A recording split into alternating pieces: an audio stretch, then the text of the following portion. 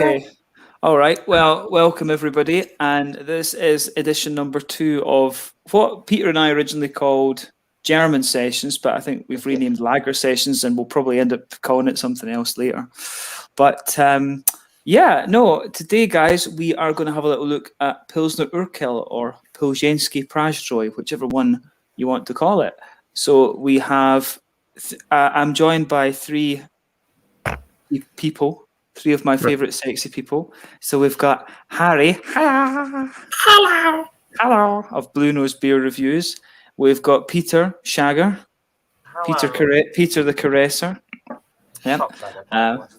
from the Clueless Drinker, and then we've got Adam, the big sexy. Is this Adam's first time on my channel? Actually, I'm thinking about this. No, is it not? I can't remember. But we're joined by Adam of MerseyBeers, who's donated silly amounts of beer to all of our channels at some point, I think. So, Pilsner Urquell. First time I had this beer, I just got it in Tesco because I was like, I've not reviewed many Czech beers. I got it and then realised, this is the first Pilsner beer, and I really liked it. And then after I did the review, they invited me to go to the brewery and they took me out there, all expenses paid. I was like, it was awesome. Yeah. I remember that. That was back in about 2017, I think. So a couple of years ago now. Yeah. So that was really cool. Do you guys remember when you had this one first? The first time I had it was on draft, weirdly enough. And it was in a pub, which Bullman and it was Pilsner Urquell, which Bullman and Maggie went to recently, which is the Jam Caf, and they used to have just Pilsner Urquell on. That was it. Nothing else. I think I had it in a restaurant on draft. I think that was the first time I had it. I went to a fairly nice restaurant and they just said, what have you got on draft? And it was Pilsner Urquell. And I was like, I'll have a go with that. And then, I don't think I've ever had it in a can. I think I've had it in bottles. And I've had it in Prague. But never had it in a can before. Yeah. I've never had it in a bottle before. So we'll see how it is. I've only ever had it in a can. Because your cans are those are 330s by the look of it. Yeah. Yeah, because the cans, I've got 2 cans in the fridge and those are both 500s. I don't think we get the 330s up here in Viking land, actually. You're not allowed them. Yeah. We're not allowed them, innit? We usually get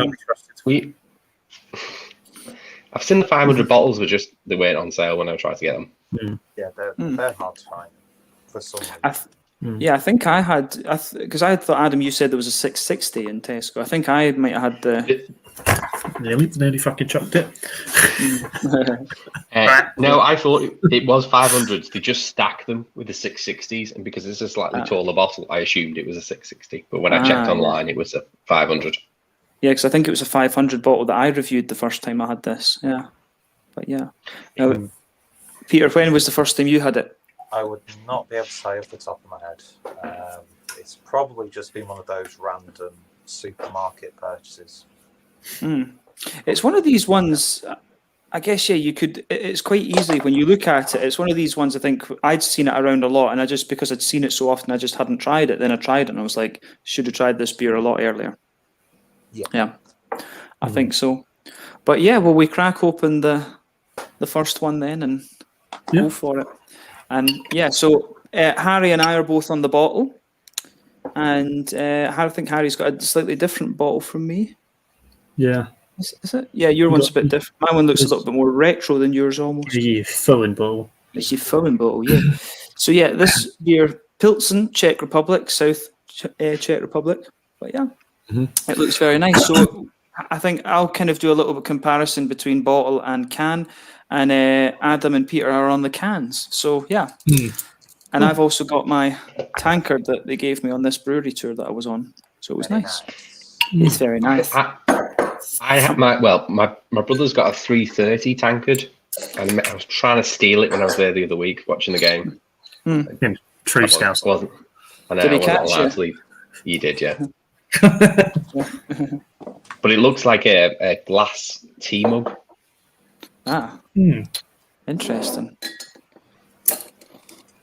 Yeah, I got mine from Waitrose. I know, Adam, is that where you got the 6-pack from? No, Sainsbury's. Sainsbury's, okay, because they got the 6-pack of it in can in Waitrose as well. I'd never seen the bottle, so I thought, okay, let's just pick up a bottle and see what it's like. So, what did you guys? Sorry, I was just going to say, what did you guys pay for it? I paid fuck all for mine. So. I'll have a look. I can't remember. Yeah, I think I got a proper pour. There we go. It was just over £6 for a 6-pack, I think. Yeah, well, it's like £6.30 or something like that. Yeah, I think I got this. The bottle was 15 forints kroner, so that's like £1, £1.35 or something like this. And the can was like 18 kroner, so that's like £1.50 for the half-litre can. So it's good. it's £1.50 for Pilsner Urquell. Oh, okay. It was £1.80 in Waitrose, but it's not. It's £1.50 now. Happy days, right. Mike. Stock up.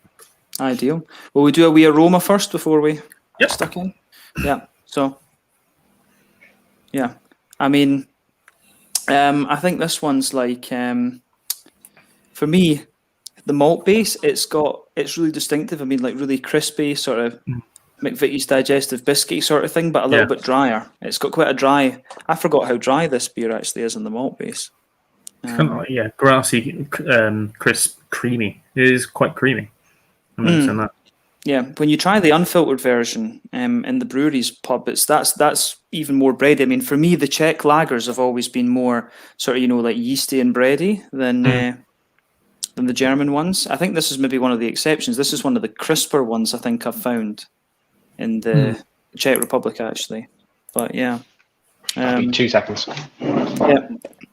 But I know I get quite a lot of this. I always think the grassy character in this, when you're using the Czech Sats hop, it's a little bit more spicy than the Hallertaus and the Tettnangers and things like this. You know, I always find Slovenian hops are very smooth. The German ones are nice and kind of bright and grassy and floral. And the other ones are quite, But yeah, for me, like a little bit of earthiness, nice spicy floral notes, and then a wee bit of a kind of lighter grassy sort of thing. How about this for you guys, though? What do you get fruity side of it? What do you think on the fruity side of things? Well, necessarily fruitiness, but I'd get lemongrass. Sorry, I was just scolding myself. That's right. Enjoy. I think I always think you get a little bit of like an apple, like sort of spicy appley, kind of peary sort of thing with this. Maybe almost even like a bit of sultana or whatever. You know? Yeah. I wouldn't go like I wouldn't say it's acetaldehyde kind of appley note, but it's good. Yeah, no, it's good. It's nice. But yeah, I like the aroma of this. For me, quite grainy, biscuity, quite dry. You really get the dryness of the Pilsner malt in this. Floral aromatic spicy notes, and then a wee bit of that grassy, lemony, grassy, zesty sort of thing. I agree with that. And then like a wee bit of a peary thing underneath. I think peary sultana, like All right then. So, will we get stuck into the first one then and see how we go? Cheers. All right. Well, guys, thank you for joining. We've got a few comments. We'll come to those in a minute, and we'll do the history section in a wee second as well. But yeah, cheers, guys. Stuck in. Slanja, skål, nazdraví. Here we go.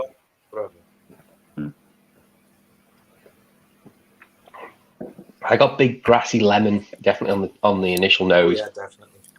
Yeah. You get.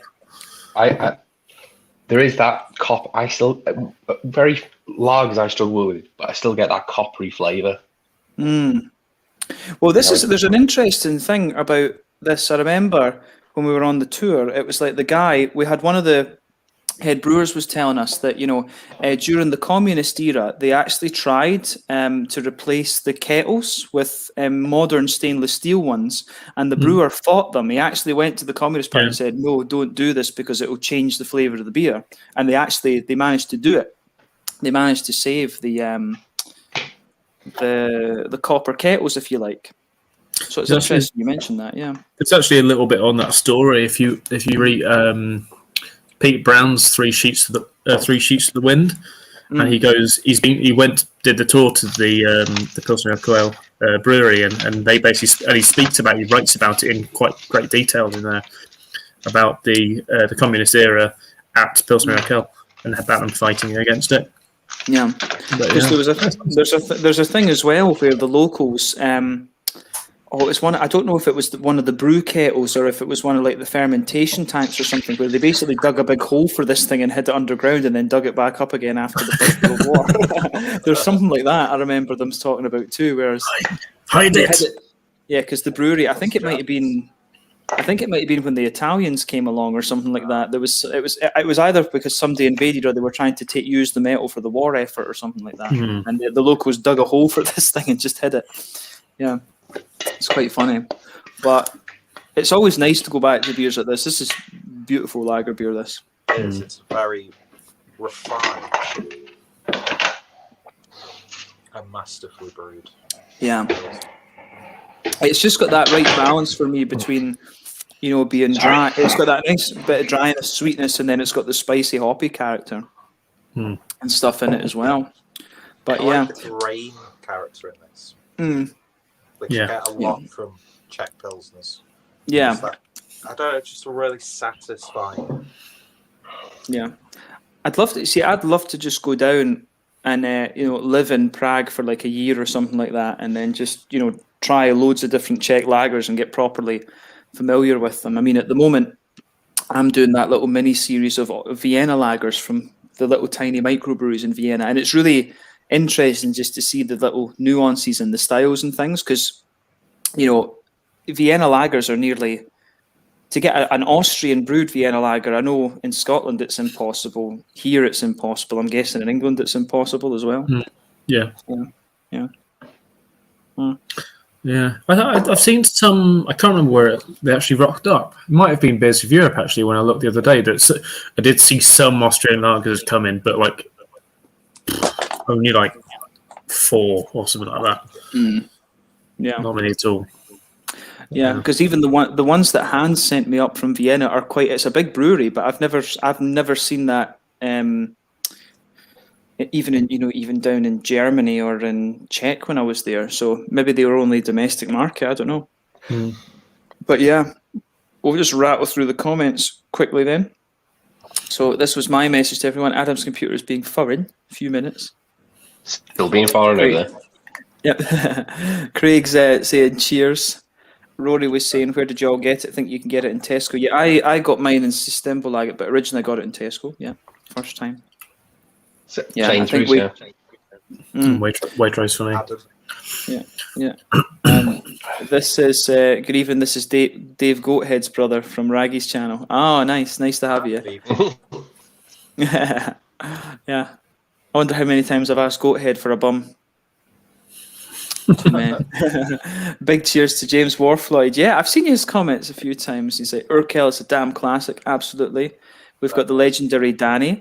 Danny phoned me. Danny just I was about to go to bed the other night, and Danny just phoned me, and I spoke to him for like 2 and a bit hours. Danny rang us when we were on the piss on Friday. I said that. He said, I do not remember that. No, you do. You were fucking driving us at the time. It's just Adam was getting his growler filled. Oh, he was. Yeah, no, it was in Raynell. Oh yeah, I was inside Hop House. Yeah. No, he just. I was just literally about to get up and go to bed, and then my phone's gone. It was like, it's like Danny McFadden is calling you. I was like, oh fuck, okay. So I answered it, and I ended up speaking to him for like 2.5 hours. I had great fun chatting to Danny.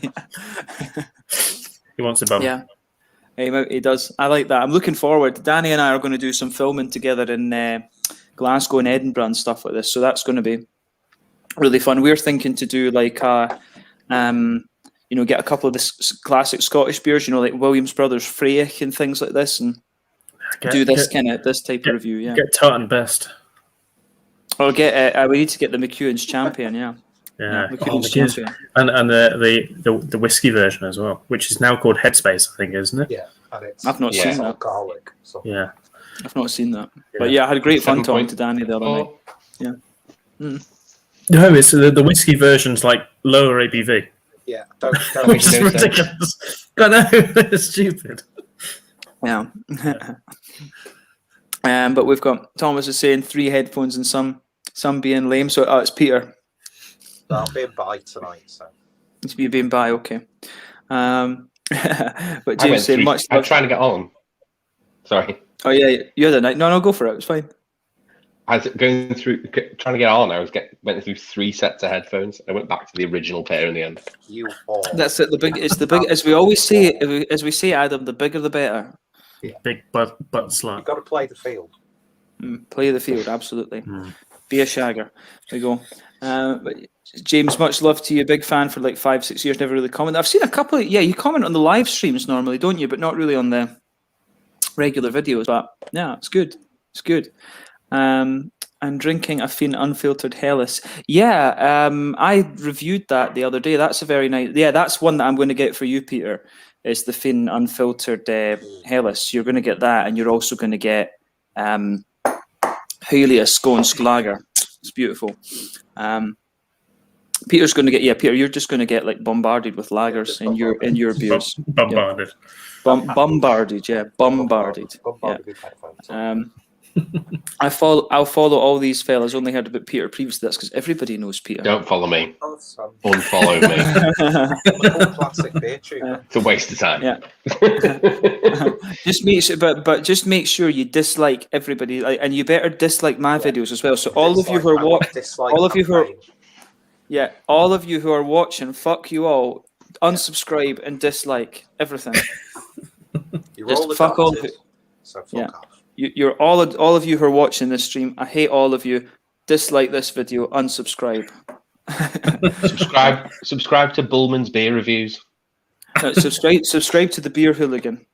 Pay the pay the £4 Join membership. Yeah, Become a patron. yeah. Watch a real beer tuber channel. Yeah. Watch a real beer tubing channel, not my sorry excuse for a channel. Fuck that. If you pay 99, does he come round and cook you a steak and like just insult you while you eat it? Is that what the 99 tier ship is? Oh, I don't know. Oh, that was funny. Yeah, that disappeared very quickly. I remember that. Yeah. Yeah. But James loves to go down. Yeah, especially on you. Yeah, definitely. I've been to Prague many times and it's absolutely fantastic. Yeah, Prague is awesome. The only thing I don't like about Prague is that they always try shit. They try to they put stuff on your bill that you didn't ask for and things. They tried to charge me like 30 kroners for that too, but some ketchup. And I was like, they tried to charge me 30 Czech kroners for ketchup. I'm not paying you 30 kroners for ketchup. You can piss off. See, I've been twice and that's never happened to me. It must just be Scottish people. Check yourself. No, but they kept doing. We were there for we were in Czech for like 2 weeks, and they never did it because we were doing some teaching stuff in Olomouc. They never did it there. It was only in Prague, and they've got a thing there. There's a guy. There's a really good YouTube channel that you can watch called Honest Guide Prague, and he has an interview with the head of the taxi union, and the taxi union guy's like, "Oh yeah, we've got meters where it moves the decimal point, and we charge like the Korean and Chinese tourists like more. They charge them like €50 to go with Prague you can walk everywhere. It's like we charge them to go like a kilometer, like €50 to go a kilometer. It's just ridiculous. But the Koreans, But I want to ask you, Jim, what does yours say on the bottle? Does it have any imprintation on the bottle as well? It says Pilsen Czech. It doesn't have any prints on the bottle. 1842. Mine says just Pilsner. Says on the top the original Pilsner there, and then it says Pilsner Urquell, and it's got like a little castle thing, which I presume is the gates to the brewery, which is like the same as what they have on the seal. Yeah, that's all. That's they got yeah. that, but they've got it in an imprint on the bottle on the back. You said brewery wrong. Okay. Brewery. Pivo Varna. Plzeňský Prazdroj. I wonder the difference. I wonder if the difference between Harry's and Jim's is the reason why these cans are 330, which on it says imported by Asahi. That's what mine says as well. I don't think Jim's will say that. No. Maybe your one's brewed under license. No, No. It's imported. This is imported. Yeah. So. Imported. And brewed and bottled in Plzeň. Yeah. So I wonder if they have special for the export ones. Yeah, you would do. Yeah. Yeah. But we never mentioned the alcohol. Is my one? It's 4.2. Is it? 4.4. Yeah. 4.4. Yeah. Yeah. But it's lovely. This actually. I'm curious to see if there's a difference in the can and the bottle, though. Yeah. It's something we do as well. Is we have different bottles for different countries. They are slightly different sizes. For the American market, they'll only allow litre bottles of stuff. Not for beer, of course, for spirits. And then also that we have 750 for some parts of Europe because they will not take 700 ml or 70 centilitres. So, yeah. Imagine this, though. Look what Danny's saying. Fantastic Pilsner. I've sessioned the arse out of it in Prague in 2003, 30 pence a pint. What would it cost? I think you can get it for like 25 kroners, if I remember rightly. Because we were always told in Prague you never pay more than 50 for a beer. And then if you go to the other cities, it's about 25 koruna. And I think, how many koruna is it to a euro? CZK to euro. I don't know. It was definitely much cheaper in Bulgaria to drink it than it was drink it in Prague, which I thought was a bit ironic. Bulgaria. Yeah, 25 kronas is a euro. Yeah. I love Bulgaria for its cheapness. I'd love to go and see Bulgaria. I need to go to Hungary as well. Sofia was lovely, especially even in the winter. I've heard that it's nice there. Yeah. Sunny Beach and Varna. I'm not going to Sunny Beach. Don't go to Sunny Beach. Not a chap. Varna's nice. Yeah, we've got Davor saying cheers. Evening bummers, but a sexy foursome. Absolutely. My hair's doing something weird. Yeah, Finn unfiltered Hellas is fantastic. Yeah, I agree with that. That's one that's one, as I say, that Peter's getting. And did I mention earlier? If you haven't had it already, go for Hyllie Brewery's Skånsk Lager. That's the best Swedish lager I've found so far. But Finn isn't too far behind it. Actually, wouldn't say that.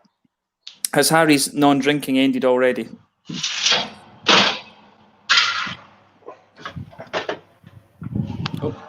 Harry. Back. Yeah. No. I'm just doing this one, and then that's it. This was pre-planned for ages, so I'm just doing this one, and then I'm not having anything else. The rest of the week I'm busy. So yeah. It's nice, but saying, I know it's two different types of lager, but Paulaner Munich Helles is better than Urquell. I mean, I've not had Paulaner quite a while. I love the Helles. I almost had a bottle at the weekend. But Peter enjoyed it for breakfast instead. Myself on Sunday morning, so I'm You sustain yourself 4 hours after having the last beer. Yeah, and then he had a weird Peroni from the shop as well, which was a weird red label can. Red can of Peroni. Which I've never seen. You went back out on the piss again afterwards? No, we just went to the shop because he said he was feeling shit. Yeah, so I could make the car journey back, which it did. Oh man, yeah. But yeah, the other one, I think probably for me, if I had access to August, the two, my sort of go-to beers, I very rarely drink outside of the activities for the channel. But yeah, I mean, like Urquell for me and Leffe would be the two go-tos. If I had Augustiner, if you could get Augustiner Helles regularly, then that would probably be the other one, I think. Yeah. But Paulaner, as I say, the Paulaner that we get in Systembolaget is the Weiss beer, and I don't know. I used to love Weiss beers before I went to stay in Heidelberg, but then when I went there, it became all about the Helles. The Weiss beer was out the window after the Helles. Really, yeah, yeah, completely agree. Yeah. Hungary is cheap as shit. Fantastic place. I really want to go there. My dad did a bunch of work with NATO and the EU in the early 90s to help the Eastern European police forces reorganize and everything. He was part of this international coalition. So I want to take my dad to Budapest in and see the place. Fuck off WhatsApp. I don't know if you guys heard that. I did. Yeah. I thought it was mine. Oh, it's mine. But Davor's saying he's going to crack a Pilsner Urquell, 500 mils. Nice. Nice. Good evening. You know, actually, Davor sent me. I still need to review Union. They've got this big thing in it's Lashko or Union in Slovenia, and I've never tried Union, but Lashko is actually quite a nice lager beer as well. So that would be something that would be nice. If you guys ever come across Lashko, the Slovenian lager, and Union, we could maybe do like a stream with that. You know, a bit of Lashko and a bit of. We could do a stream with these two in a comparison. Davor, we should do that for Davor because Davor's been. Never seen Slovenian beer in the UK. Yeah, well, maybe that's something I can. 1 or 2 cans. Yeah, maybe that's something we can do as a meetup video or something. I'll send Davor some money and get him to send us like a can, one can of Lashko, 1 can of Union, and we can do that as like an in-person group thing. That might be something cool to do because Davor's commented on all of our channels for years. That would be cool to do something like that for Davor. But yeah. Rasco and Disco is saying, good evening, gents. Just checking in. Oh, that's a dad joke, that. Nastrave, Disco. Nice. No, it's not a wheat ale beer. It's not a wheat beer in Sustainable Lager. Which one is the... Oh, so wait, can you get the proper Paulaner? Because I think when I looked it up, you had to order a crate, and I can't be arsed ordering a crate of that and having to drink it all. But yeah. It's nice, though. It is nice, but I struggle to deal with volume of the beer these days. I'm like a taster drinker, not really a. Oh, I struggle. It's a struggle, innit? You've got to watch my figure. Can you not do a deal with your brewery neighbour?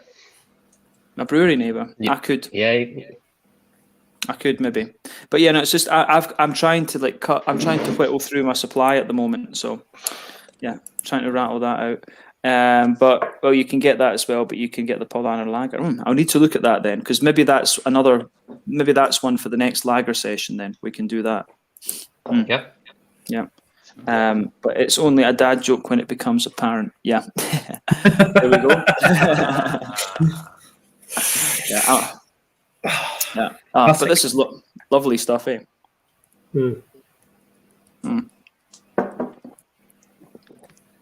Completely. I think the more that you drink of this, the more it gets. The more kind of smooth and things it gets. Yeah. But I mean, it's not. The thing is with it, I find this one to be like quite a sort of spicy Pilsner, but then you go into the aftertaste and you get that creaminess that Harry was talking about with it. You really get that lovely creamy character to it, which I think is really nice. But you get a wee bit of biscuit in the middle of the palate as well, so you do get a bit of that, McVitie's digestive sort of thing. But yeah, I'm noticing it's 30 IBUs this beer. I remember them saying that it's a 30 IBU Pils, so it is quite heavy on the IBU compared to other ones. No, I think this is something that they told us at the brewery. I'm pretty certain it's 30 IBU. Yeah, doesn't say on the bottle. And look at this. It's even got letters on it. It's not in the British alphabet. It's got an N with a funny thing on top of it. Why's that letter got a curl on it? You could ring the info line if you want. Ask them. I wonder if it's 24 hours. I hope someone's done that as well. That should be so well. Adam, you've got your burner phone. Phone them up and ask them.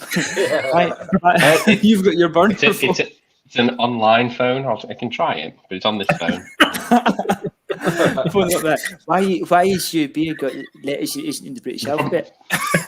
You won't. Yeah, it's fine. I can ring international numbers on it. The problem is you won't hear it. It'll go through to my headphones. That's fine. As long as you get. Can you take the headphones out and then, or will your computer have a? I'd have to come off. Well, I'm on my phone. I just have to come out and go back in again. God, no, that's like opened up a whole new series for me. It's just like ring up, like macro brewery phone numbers and complain about their beer. Well, it's like, I'll send you the link. It's dead easy to use. You only get 30 minutes. I've been watching that. The fact that you pay for that, No, free. I've never disclosed what it's actually for, makes me very suspicious of you, Adam. It's free. And last time, I think I rang up a Star Wars YouTube phone-in. That's what I've been using it for. Yeah, they're in it. Because they were in America, and I tried to figure out a way without spending any money to ring America, and that was what I found. According to Untappd, it's 40 IBUs. Maybe it's gone. Sorry, I'm cooking tea, so that's why I'm back and forth. I'll be 2 seconds. Yeah. Well, I tell you what, just on this note, because I'll need to get a refill soon, let me just take you guys through the history of Plzeňský Prazdroj, Pilsner Urquell. So this will be a wee quick thing. Well, So, yeah. you mean Plzeňský Prazdroj? Plzeňský Prazdroj, yeah. It's because in this place it used to be part of Austria, which was German. It was German and Hungarians in it, and then there was Hungarians, there was Germans, and there was Czechs, and they was all right, and then there was a bit of a war in it, and then there wasn't all right anymore. It's funny what happens after war and before war and how countries change and land grab and all that. The Russians do that now. Yeah, the foreigners was all right together. Now there wasn't all right together, isn't it? And now it's all right again, isn't it? But yeah. We need to stop that. It's terrible. Yeah. But yeah, right. Okay. My notes that I have these are from my original review that I did of this. So this brewery was founded back in 1839 by both German and Czech-speaking citizens of Pilsen in Bohemia in the Czech Republic, and it was known originally as Bürgerbrauerei in German and Miesztański Piwovar, or the town brewery, as it would translate to English. The Pilsner Urquell, it's the first ever Pilsner beer, and it was created by a Bavarian brewer called Josef Groll. But the town had been unhappy with the top fermented beers, the ales essentially, because they were low quality and they had a really short shelf life. And the Pilsner beer was created as a bottom fermentation, low temperature fermentation alternative. Bottom fermenting beers were popular in Bavaria at this time. And with Bohemia having a similar climate, it was possible to store winter ice for fermentation tanks and maintain this type of brewing all year round. So Groll brewed the first batch of this beer, 5th of October, 1842, and you'll see 1842 on the bottles of these things, and it was ready to drink on the 11th of November, and it was first served at the Feast of St. Martin markets. But in 1859, the name Pilsner beer was registered as a brand name at the local Chamber of Commerce and Trade, and then later in 1898, the names Urquell and Prazdroj were registered as trademarks, and these translate to primary source or ancient source, so basically means the first Pilsner beer. And this was done to highlight that this was, or is, the original Pilsner beer.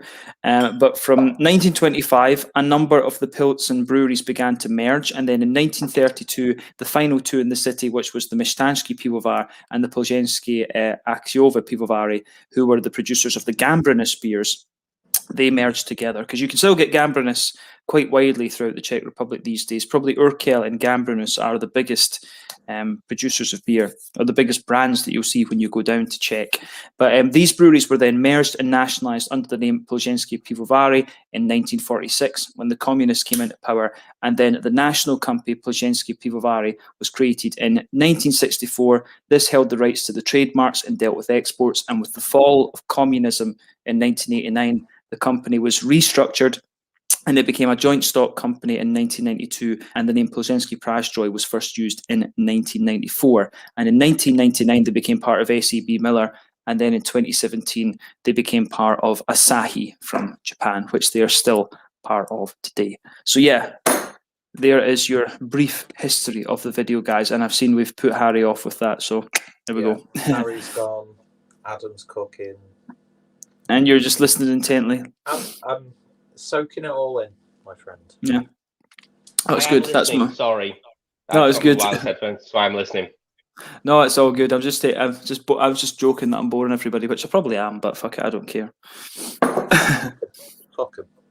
Fuck him all. Fuck him. Yeah. Thumbs down. Yeah. Thumbs down. Yeah. Dislike the video, guys. Dislike it.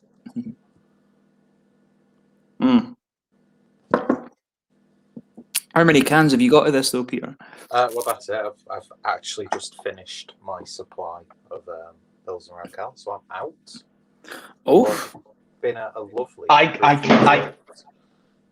can restrain myself, Peter, so I still have another can. Oh, well, you're a better person than me, obviously. Yeah, I'm still on the bottle, so I ended up with 660. So I'm going to have a can after this and see if it's any different. Well, I will wait until Jim has the can. I actually may have another can. Hang on. But where were we on the comments? We've had quite a few. Yeah, Davor saying Hungary, especially Budapest, is quite expensive in terms of craft beer, and Brewdog franchises are to blame for that. Other pubs are struggling to survive. Yeah, Brewdog I didn't realise there was a Brewdog in Budapest, because there's one of the few places that Brewdog have never tried is Copenhagen, and they wouldn't last there. Brewdog would get told to like Foxtrot Oscar in Copenhagen. I can tell you that right now. Well, mind you, it wouldn't surprise me if like Mikkeller and Mikkeller and Brewdog merged for a bar. So like what they did with Free Floyd's. It'd be nowhere near as good, obviously. Well, that's one of the things that I think that's potentially the reason why it wouldn't happen, is because Mikkeller's beers have maintained a level of quality that Brewdog haven't. I think. Very true. Yeah. Except when they use passion fruit, because they can fuck off when less. Yeah. But yeah, no, I need to get to I want to get to Budapest, and I need to get a few more Hungarian reviews there on the channel actually. But yeah, all that's definitely something. I'm not a dad, so just faux pas. Yeah, that's it.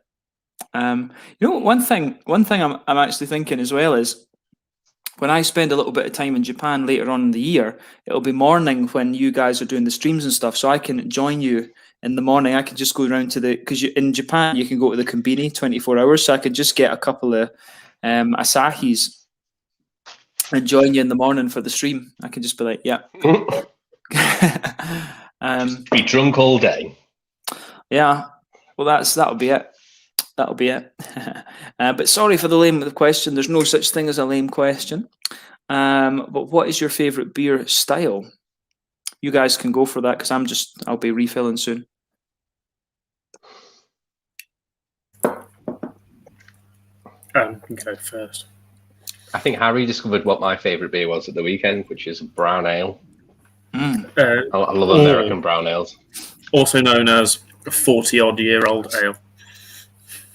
Well, that was a very nice barley wine, but no, the brown ale we had in it's very close to, in Carnival was very close to a 5, which I don't give out easily. I've given out 2 5s before. You had one in Black Lodge as well, I swear. Wasn't as good, but I think but for its ABV was fabulous, which is some old town, but it's only like 4.8, whereas the brown in Carnival was 7.2. So I love an American brown. That was the first one you had, wasn't it? Yeah. Let's go. Brown ale. Yeah. I'll need to keep that in mind for you then, Adam. If you ever see it, and if I see one, I'll get you one to bring over. If you ever see, it's called Karma Citra by Beer Here, who are from Bornholm. They're a little island just in the middle of the Baltic, from Denmark. That's the best American brown I've ever had. It's Karma Citra from Beer Here. Okay. He's going to practice some Karma Citra with you afterwards.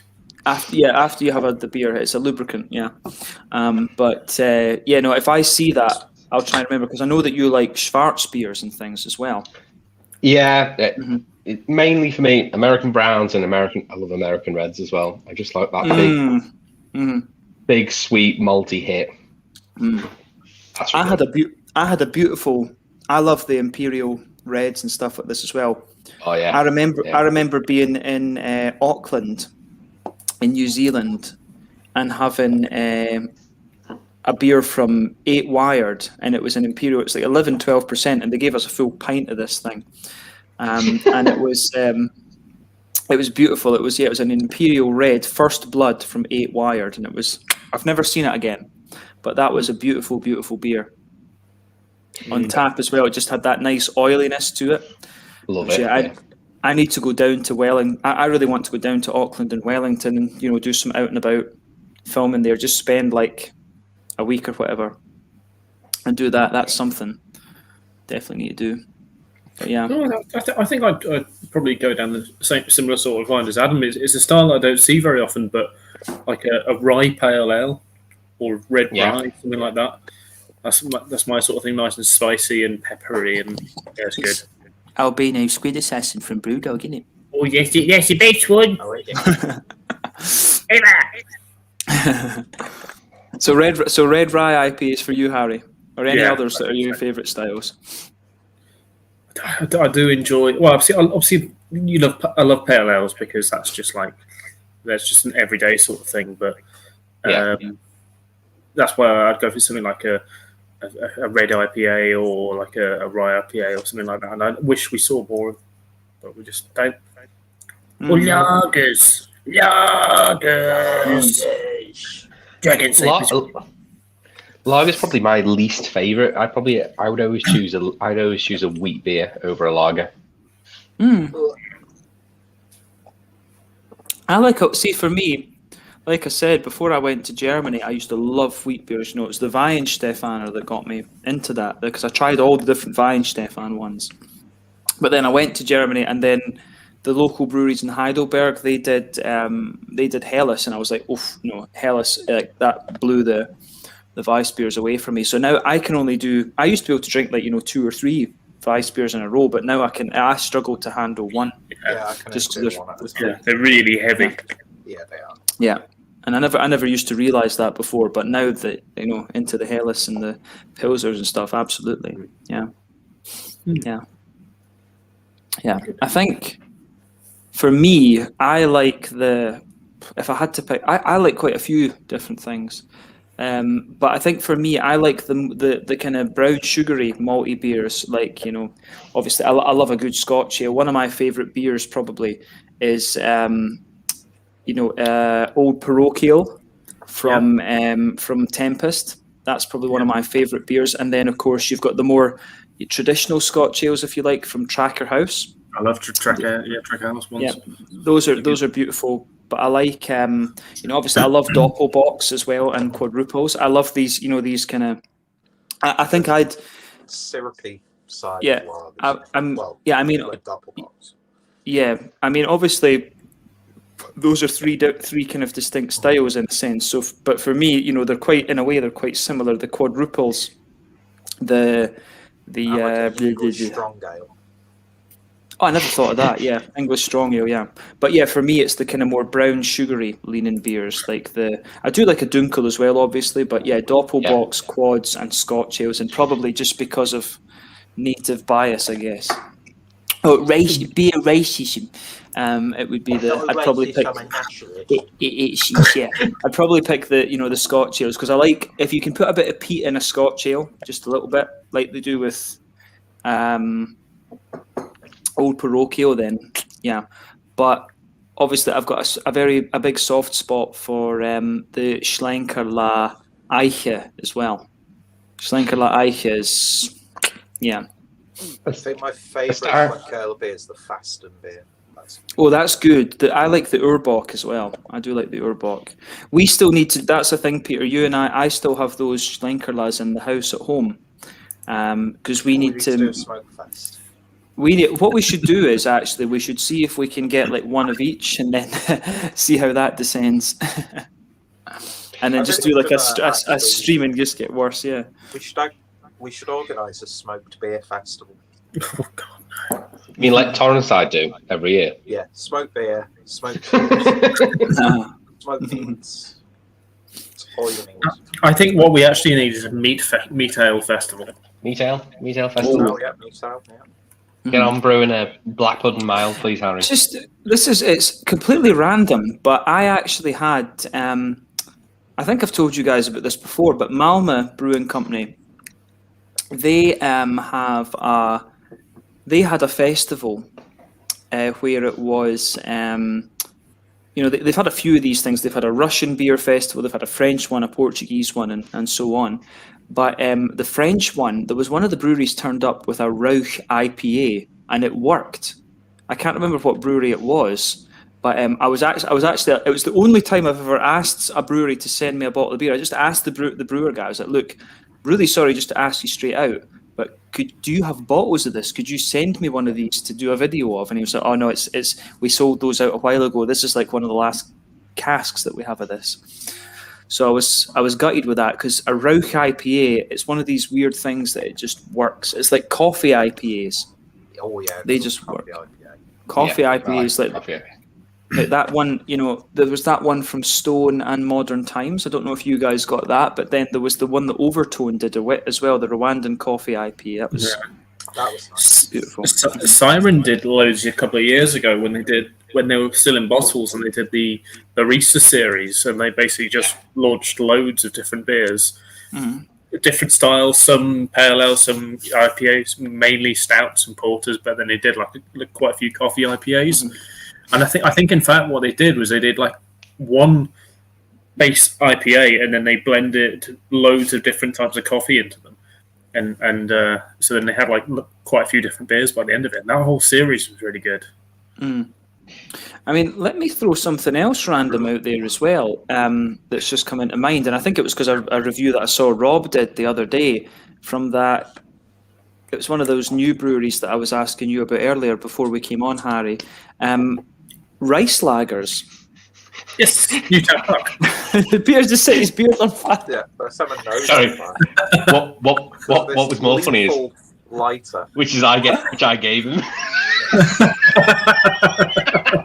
but luckily I can make it slightly smaller. Can you set yourself on fire again, please? I missed it. I just saw the flame go up. It was like, Slightly scorched my nose. oh, it's like that time I threw the raggy thing for the dog, and he didn't see it. It scalped him right in the face. You threw raggy in a dog's face. No, it's my Raggy. uncle. Ah, poor Raggy, yeah. Oh no, Raggy no, sounds it's like a drink. no. I tell you a style that I very rarely see, and I think I've only ever had one, and I would love to try more. My box. Yeah. Oh yeah. I've seen a few. Yeah. Utopian was the only one I've had. Yeah, I haven't had the Utopian one. I had one from someone else, like an actual German brewery. And remember, I tell you who's got some at the moment is In At Home. Who's got some? Okay. Adam, one of the best rated My Box at the moment is a brewery called MC Wieninger. I'll see. I don't know if I can still get you a bottle of that, but I could get one, but I don't know how long it's going to last. That's the only thing. But if you ever see one that's like WIEN, Wieninger, that's supposed to be, that's a young brewer, but we got that through Systembolaget. That's supposed to be one of the highly rated ones from Germany just now. Got Rittmeyer at the moment. Rittmeyer Maibock. I've had a beer. I've had a Rittmeyer beer before, but what one I can't remember. I can tell you what other Rittmeyer they've got. I think it might have been a smoke. It might be a smoke beer. Are they not Franconian? I recognise them. They've got Rittmeyer, Hallendorfer Landbier Hell as well. Ah, that's it. That's the Halland. Yeah, it's the Hallendorfer Landbier. Yeah, that's the one. Yeah, so they got that and the Maibock. The Maibock 6.5%. Yeah. But yeah, I like Maibock. They're just nice and strong. Yeah, I need to get back to Bamberg. My friend Daniel, who's the one who got me into Schlenkerla and stuff like this, he passed through. They've got a house in Småland here in Sweden, so they passed through Lund the other day, and I had pizza with them. So they've just bought a house in Bamberg, so I need to go and visit them again at some point soonish. Could be something for later in the year. I don't know if things open up. It's nice to go down there. Yeah, winter in Bamberg sounds beautiful, though. I just What you saying? I thought that Andex was this is then a red Volbeer, and it's the Helles. Yeah. One style. This is completely random, but I read this earlier on it might have actually been Peter Master of Hoppets, was something he posted on Instagram. He was talking about the Nuremberg Rot beers, the Nuremberg red beers. You never really see those. Is that Adam's dog? I've had a German red beer before. Can't remember what brewery it was, but that was nice. That was a nice sweet malty lager, from what I remember. Yeah.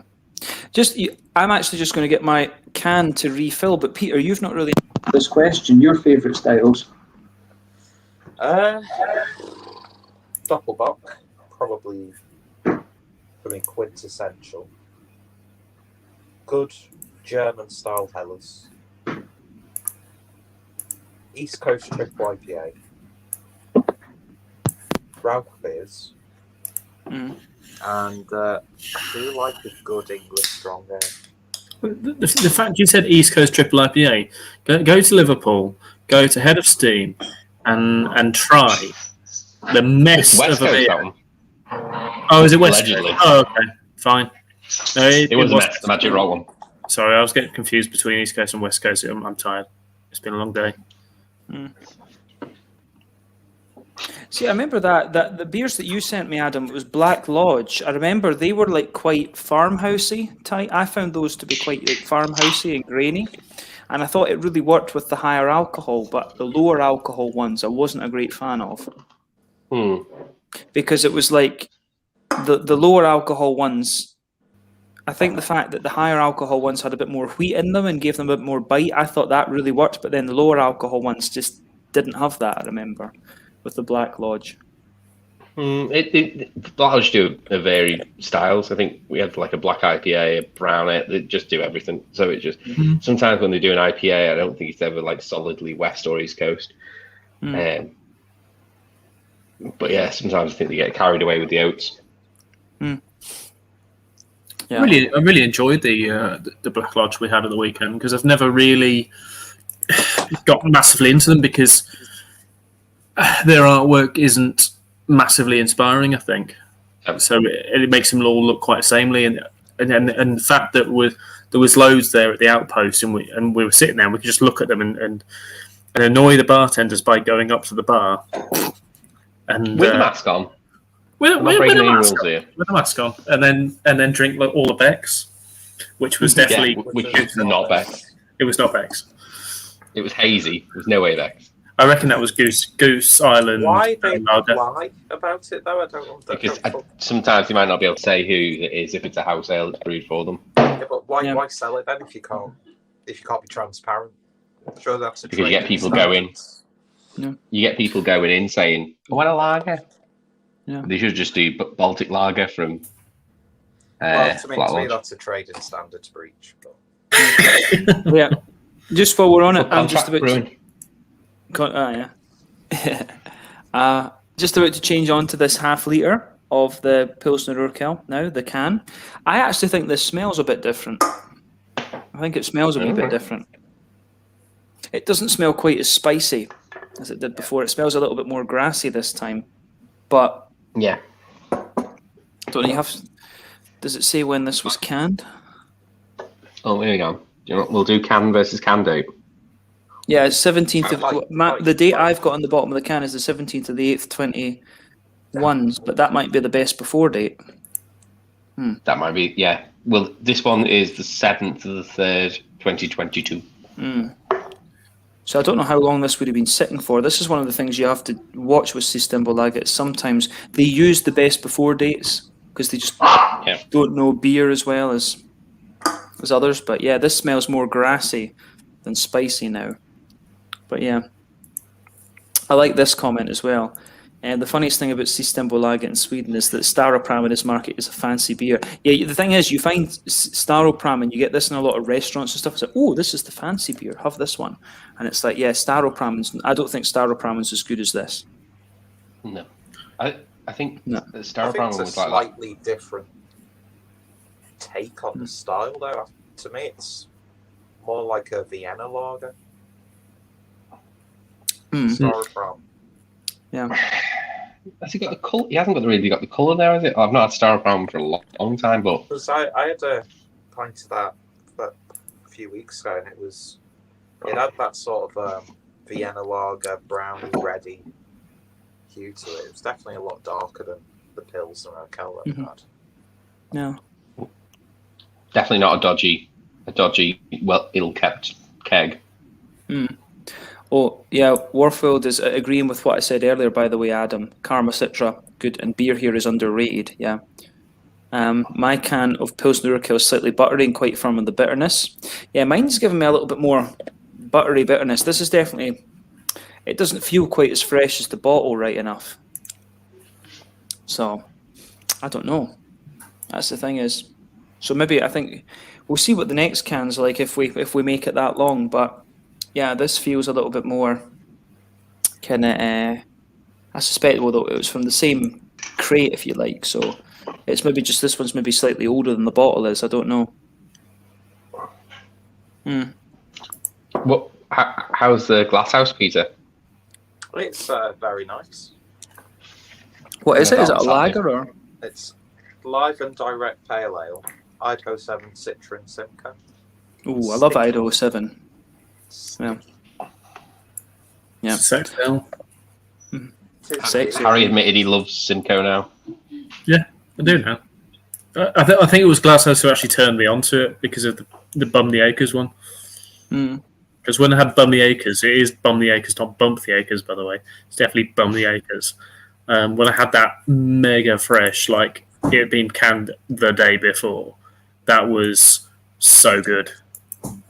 Did we drink Bum the Acres when you were Just here? having a look at Staroprom. I don't think we did Bum the Acres, no. It's definitely a bolder looking beer. Yeah, but more. It's more. That's more like a late sack than a Svetli, isn't it? It's more like an amber lager than a blonde. Yeah. I say it's been years since I've had it, so. Well, if you come down to the Hare and Hounds, they've got it on tap if you want it. Oh, down at the Hare and Hounds. Warford is saying quadruple is my favourite, other than Belgian lambic and beers. I need to have a few more. I need to get a few more lambics done. I'm just going to say, guys, I'm going to have to shoot off. So I'll see you all when I see you. Yeah, no worries. We'll probably continue for another like half hour or something, and then we'll do that. But it was nice to have you along anyway, Harry. And you, mate. Bye. Cheers. Bye-bye. Bye. Fuck off. Unsubscribe, yeah, all that, yeah, blah blah blah. Okay. But yeah, the Modern Times Stone Coffee IP was great. I love the Evil Twin. I never saw the Evil Twin one. What's the name of that? What's the name of that one? But you said Småland. I'm in Växjö in Småland. Wow. I live in Lund. I've never been to Växjö actually. Is there any good kebab pizza in Växjö? Yeah. James, what's up, brother? Square Table Degenerates. Yeah. No, I was on his. I popped into his thing. I woke up in the middle of the night, as I sometimes do, and I woke up and I was on his podcast, and there was an Irish guy on this who was like a mad creationist Christian, and I had a beer and I went a bit mental at this Christian guy because I was just like, hail Satan, and then this guy was saying, oh, he's condemned and stuff, so I just went mental at this Irish guy. Was he ginger? No, he was baldy, I think. No, okay, that's not what I'm thinking of. Yeah. No, it was just I went on that. I think I'd reviewed a big 11%. I'd reviewed a big imperial stout, and this guy I just went in and did as I usually do. It was like, oh yeah, I just wanted to pop in and say hello, and then when I left, I was like, hail Satan, and this guy went like, oh, his soul is condemned to the devil and that, and I just went mental. I came back and I was like, yeah, I just went a bit mental on this guy. He's like, get the fuck, yeah. Absolutely.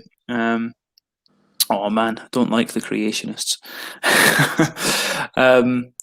Evening, lads. Hello to Gold Drake. There we are, having an HPA. What's an HPA? Yeah, that Wire Valley HPA. It's the one with the bottle blue label. I've had an XPA from Yokohama Brewery in Japan. That's a bit of a it reminds me a little bit of what what's the Beavertown one? The Pale Ale. Gamma Ray, that's it. It reminds me of that. The Yokohama XPA reminds me of what the Gamma Ray used to be back in the day. Yeah. Master of Hobbits and Evil Twin root beer conditioned on American oak fodders. Yeah. question for Harry. What's your How was your birthday, Zulu? He's gone now. I think Harry had a very good brewery. He had a very good birthday. He did indeed. Heading to the local alehouse tomorrow for a few sex sales. Enjoy it. See you, Harry. There we go. Rascal. Oh no, is this? Who is this now? We're drinking Czech beers on our Insta Live with Pivo London. Shows up on YouTube now. Shameless plug. All right. No, I don't care. It's fine. Why just assuming an Irish is ginger? No, there is an Irish YouTuber who is ginger, and I wondered whether it was him. Well, he's not Irish. He's from Boston, but he's fake Irish. Ah, right. Okay. Skånes kebab is absolute garbage, the same as Stockholm. I tell you what, get yourself to Lund and I will show you. You and I can have a kebab pizza together at Sesam in Mortenstorget. You will. I think you won't. I think you will enjoy that because the thing is just loaded with garlic. So love it. Honestly, I was saying this the other day. If I died of garlic or soy sauce, I'd be quite happy with that. I think that's quite a glorious way to go out in the eyes of Odin. That would be a really good way to go. That would be a good way to go out. Just death by garlic or soy sauce. I would be quite happy with that. That's something I need to get for you guys as well from Japan is soy sauce beer. That stuff is... Oh, see, now I can imagine that being really good. It's I need to. There's one that I've got in mind, and I think I can see you liking it, Peter. I'm not sure how you would like it though, Adam. I think Peter and I would like it because of the Doppelbox and the Dunkels and things. But yeah, I like Dunkels. I like Doppelbox as well. I'm just thinking it's very salty, isn't it, soy sauce? So I'm not sure that'll work. Yeah. Cheers, Joey. Wait, what we're going... what happened to these comments? They keep jumping about. Yeah, it's really enjoyable, easy drinking. Cheers, mate. Yeah, ahoy. Yeah, I love this in Czech. You say to say hello is ahoy. Ahoy. I love that. Yeah. Kebab isn't supposed to have any... You can fuck off with that comment. Garlic, there is nothing wrong with garlic.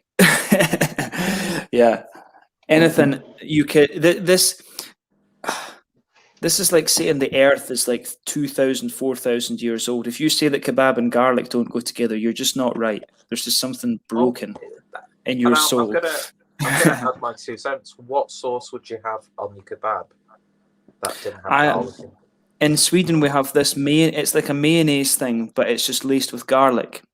Yeah, garlic mayo. So garlic mayo, yeah, or like a garlicky yogurt dressing sort of thing. Yeah, it's like a garlicky, buttery, yeah.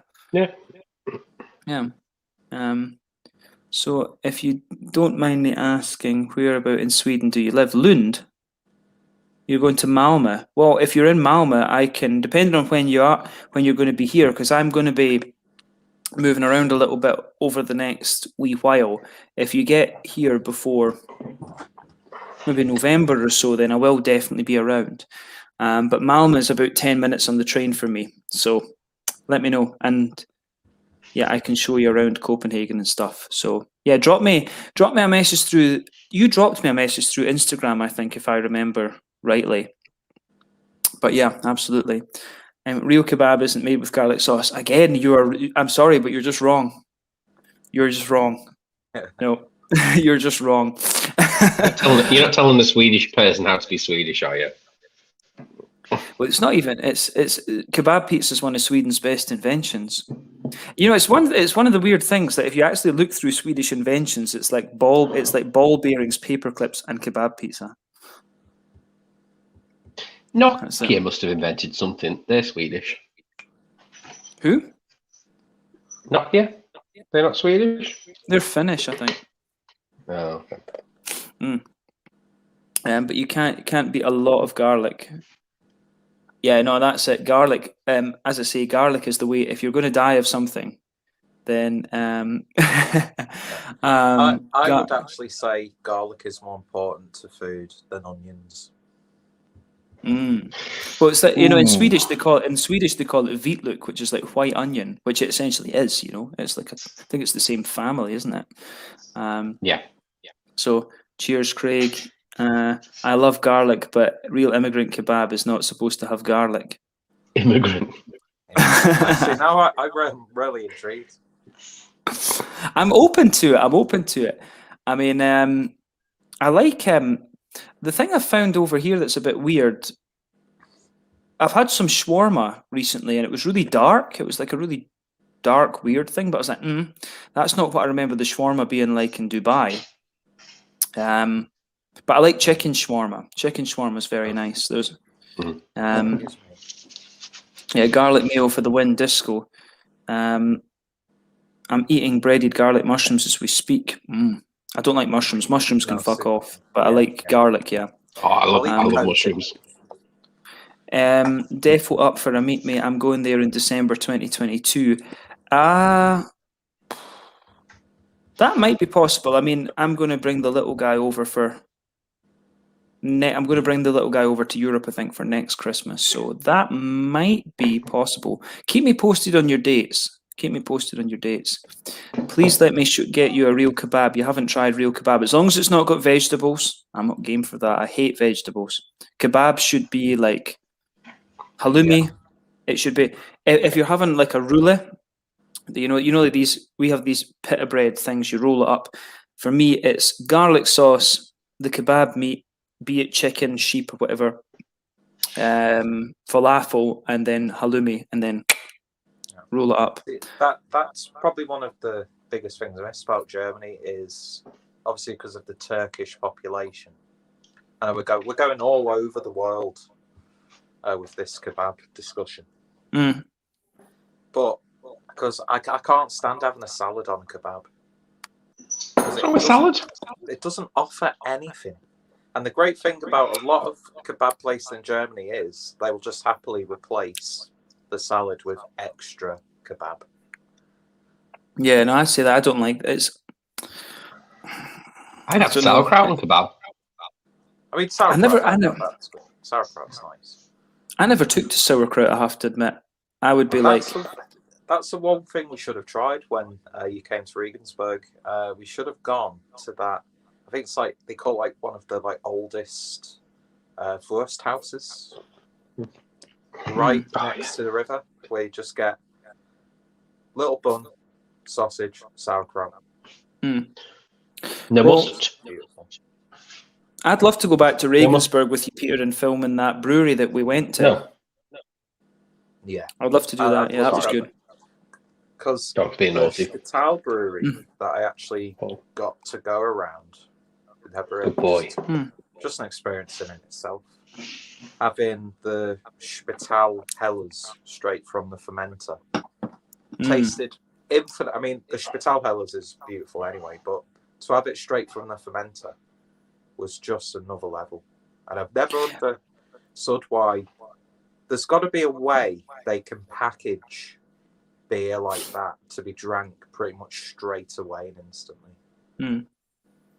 Well, that's one thing as well. You need to try, if you haven't already, you need to try Monsanbacher, the Monsanbacher Helles. Well, sorry. No, go for it, Adam. Go for it. I was going to say, what Peter's saying about stuff coming from the tank, but that's what you get in when you go to Prague. You can get the special pubs where they do Urquell from the tank, and they'll have the copper tank there. I think it's just a beautiful way to experience an already fantastic lager, is to just have it straight from. The unfiltered version of this is beautiful. I would say that when you have the unfiltered version of this in Pilsen, it's awesome. You can drink so much of it, it's just ridiculous. I think when me and my dad went to the Augustiner Bräustubel connected to the brewery, I think what they were serving was essentially like the unfiltered, pure, young version of Vine. It was just fuck me. That's all. Yeah, it's having these. That's the thing. That's what I love about Germany, and this is one of my projects that I'm using to keep my Swedish up over the next wee while. I'm going to do German classes that are taught in Swedish, because I really I would love to go back to Germany or be in Switzerland and stuff, and it's just it'd be really cool to go and work in one of these smaller cities in Germany and do that for a couple of years. But I love it in Sweden. I do love it here. But yeah, I do miss Germany. That's one of the things. I think Sweden does a lot right, but I do miss the thing about Germany is just I like the kind of Brauhaus kind of culture that you don't have so much of that in Sweden because they had big problems with alcoholism in like the 1800s and the first part of the 20th century and stuff. So their alcohol laws became very, very strict. So you don't have so much of that culture here, and maybe it's moving that way now, but yeah, I think it's going to be a long time before they have, you know, something like that. Plus, it's very expensive relatively. You know, you couldn't have these lager producing breweries in Sweden for the same price as you do in Germany, or you know, even a relatively similar a price relative to wages. You know, I think it probably would just go kind of crazy. But that said, Swedes are very disciplined. They won't drink during the week, but on the weekends they go a bit mental. Yeah. Oh, yeah. That was another interesting thing about Germany is the fact that you can get beer in university, and you can also get beer from hospital shops. Oh yeah. So there's worse places to be hospitalized than Germany. Oh yeah, definitely. I'm gonna have to go, but thanks for having us on. I do appreciate it. No, it's been nice to have you on, Adam. Peter, I think Peter, are you keen to stick around for a little bit, Peter? I'll stick around for a little while. Yeah, I'm quite keen to stick around for a wee bit. We've still got people that are watching us ramble on, so why not? But Adam, thanks for joining. It was nice to have you. Yeah. No worries. If you're still on a little bit later, I might pop back on. I'm just gonna have my tea. I'm starving. Yeah, cool. All right. No worries. See you later. All right. Ciao. Cheers. See you later, Adam. See you later, Adam. There we go. So we've got a few more comments, and now having a Duvel foreign. Yep. Yep. Epic look. Yeah, epic with garlic. Absolutely, Ricard. Yeah, Ricard and I need to rearrange we were going to do the Stigbergets Amazing Haze together, but I don't know. My computer just messed up its time. It switched to British time, so I came on like exactly an hour after I was supposed to.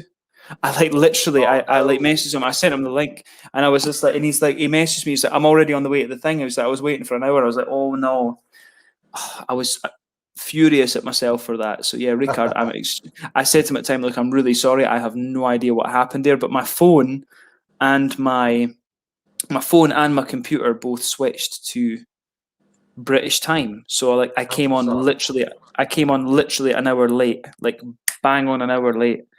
I was furious at myself for that. So yeah, we need to rearrange the Amazing Haze review that we're going to do. Amazing. Yeah, need to do that. First, like New England style IPA that I had, and ironically picked it up in Gitrinkwasser in Munich. I remember watching your review. I don't know if it might have been the Narangi I watched. I remember when you used to review in the little student room that you used to live in. Yeah, because I remember watching your review of it. I think because it was a bottle you had as well. Yeah, I think it was like review. It was for like when I used to do milestone reviews. Because I do remember seeing I do remember seeing one of your Stigbergets ones. Yeah. Yeah, that was good. That was like, I'd like to see more IPAs like that, where it was in the beginning of breweries really experimenting with what was this new wave of IPAs, where it still had those characteristics that you knew of an IPA at the time, but then with these like big American influences and breweries not really getting it, but in a way making a quite unique version of an IPA in itself. Now I'm not sure if like the recipes changed and evolved over time, but see, I think to be fair, I think Stigbergets have probably stuck with it, to be honest. But the thing is, it's the palates that change over the time. You'll go back, I go back and try Amazing Haze, and the other one's Narangi, and of course you've got the GBG Beer Week, and they feel very old school now. Like I think the New England IPA, if you try Amazing Haze now, it's like it feels like very light, very bready, but still quite bitey. Whereas if you try the more modern ones, they're a lot thicker and a lot more oaty, and sometimes they're a lot sweeter as well. So I mean, a lot of people used to talk about a West Coast Swedish IPA, and that was essentially Narangi. It was Narangi, Amazing Haze, the GBG Beer Wheat beer, and then you also had the New Sweden from Opigårds. Those are probably like the kind of cult classic, as I call them, Swedish IPAs. That's maybe one I should get for you as well, as a New Sweden, and you can try that. Have you done Narangi before? I don't think so. In fact, yeah, I'm pretty certain I've not done that. Remind me about that then, because I'll keep an eye and see if I can get you a Narangi. I'm thinking I'll rattle through these comments though, because I think we've had quite a few. You know what I'm like with the comments. So we'll do it. So Rough Planet, yeah, keep me posted on that. No, of course, I can't remember what that was even too. What was the last thing? He was just basically wrong about garlic. He's wrong. We'll end it there. Apologies. He's wrong about garlic, but I will take up his offer of a kebab. I need to go and see Vekwa actually. I've been to Blekinge, Karlskrona, and Kalmar, but I've not seen Vekwa. I would quite like to go, and I don't know what's there, but yeah, we'll have a look. Halloumi is lovely. It absolutely is. Kebab is kebab meat, spices, vegetables, and sauce. Not the trash garlic that you get. I disagree. James, come over to my place again, and I'll have you desiring veg like a maniac after 3 days. I do actually need to try and get into vegetables a bit more, but I've kind of accepted. I'm Scottish. I've got a life expectancy of 40, so anything beyond that is a bonus. So yeah. The fact you've got the figure that you have is a marvel in itself. I feel, because I've been working digitally, it's gone a little bit from what it was. So I see. You've let yourself go. I've let myself go a little bit, not too badly. I've put on a few Ks, but I'm working, as I say, working quite intensively. But when I go over to Japan for a while, that'll sort itself out. No worries. But yeah, no, I want to go back and see Thomas again and have a bum, obviously. When I lived in Cambridgeshire, there was a kebab house that did naan. Naan-bread pizzas are really good, by the way. I do like those. I love naan bread. Make a great base for a pizza. I really want to go. Just on that, I really want to go to India, but I'd probably get pissed off. And in India, if I went there, I would refuse to speak English because then the touts would leave you alone. Yeah, I would just be like speaking in Swedish all the time. Like, förstår dig inte, vad sa du? That's the one thing I've been told in India is just speak something else at them, because then if you don't speak English, they'll leave you alone. It's like, yeah.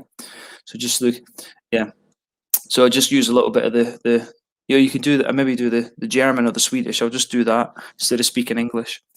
I used to do that I did that in Tenerife as well, because I didn't really want like the chavvy English folk talking to me. I just spoken with my friend. I just spoke in German instead. I'm not speaking English. Just like I'm not speaking in English. Yeah. Do any of your own? No, I don't. Thomas does though. I don't. As I say, I don't drink enough. I don't session beer. I do tastings. I don't really session beer. The one that I have been interested in is the pinter machine, just because I've tried the Czech lager that they have for it, and it's a really just drinkable lager. Plus, it's not that expensive. Yeah, I mean, Thomas had, when I was with Thomas, he had a Märzen on his, and it was really nice. But as I say, I don't drink enough. Yeah. I like to drink. I've had 2 bottles of this Urquell now in the can, and I've got another can in the fridge. To do this is a little bit rare for me. I'll very rarely session the beers like this, to be quite honest. So it's not. I wouldn't have one. I wouldn't really have one. I just like tasting different stuff. I'm not a big drinker in a sense, but yeah, sounds lovely. I don't eat the meats anymore. Yeah. Förstår du vad jag säger, James? Vitlökssås hör inte hemma på en kebab.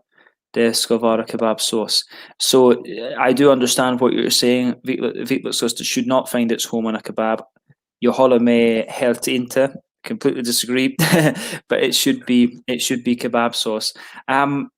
We don't actually. I don't think they always want to put Stark sauce on it, which is a really spicy thing, and I don't really like that. So it's like this really spicy tomato-y type thing, and I'm not a great fan of that. Well, you don't taste any of the sauce; you just get all the heat, and I'm like, how's that enjoyable? Just that's boring, yeah. Yeah. Look at this. I had a nitro version of Urquell on tap. It was super smooth. I'm still unconvinced by nitro. I'm not a great. Depends on the style and how well implemented it is. I mean, I've had white stouts. I've had coffee stouts. I'm trying to think. I've had one or two others. Nitro. I'm just not convinced by nitro. I just don't like it that much. I like a bit of crispness. I wouldn't have a nitro white stout. I wouldn't have a white stout. I don't like white stouts. I mean, I enjoyed the one that was the Colorado left-handed brewing. The one, the ones that have got the red hand. Oh, yeah, that was one of theirs. It was like a White Russian stout or something. It was called. It was interesting. It was nice, but but the thing was, I had a nitro stout as well from a brewery in Stockholm recently, Northern Exposure, and it was the thing was, I had when I tried it, I was like, I really think the nitro conditioning ruins this, because if you had normal conditioning, you might get a little bit of a roasty toastiness out of it. And I think I don't know if it's just because of the stouts that I've been having from Nerd Beer recently, because Nerd Beer have a lovely sweetness to them, but on the back end they just give you that roasty toasty kick, and you're like, yeah, this is it's a Russian Imperial Stout. You're like, yeah, this has got that. And I think that's maybe just what I've become accustomed to with Imperial Stouts. I like a bit of sweetness to them, but I like them to have a bit of a roasty toasty back end to them. And I think that's why I don't like nitro that much. But yeah. It's interesting though. It's a hard one. I mean, as much as it's flavourless tosh, I think the true masters of nitro would have to be Guinness, because of the amount of money they've invested in that sort of thing. Obviously the history. We were talking about this in Liverpool actually. If we could get, and not necessarily a nitro, but the consistency of a well conditioned and poured Guinness, if you could impart loads of flavour and character into that, it would be a very sort of decadent, rich drinking experience. I would love. I see what you mean with that. I'd love to see Guinness have a go at doing like a craft stout. Yeah. I'd love to see them have a modern take on it. Do like a craft Guinness craft version. They are quite experimental with the Open Gate brewery side of things. But a lot of the stuff I've found doesn't actually get released or distributed. It's like you have to go to the Guinness tour. To some of those places. But yeah, because they've got, not to just blindly defend Guinness, but they've got a lot of history and know-how and expertise when it comes to brewing beer.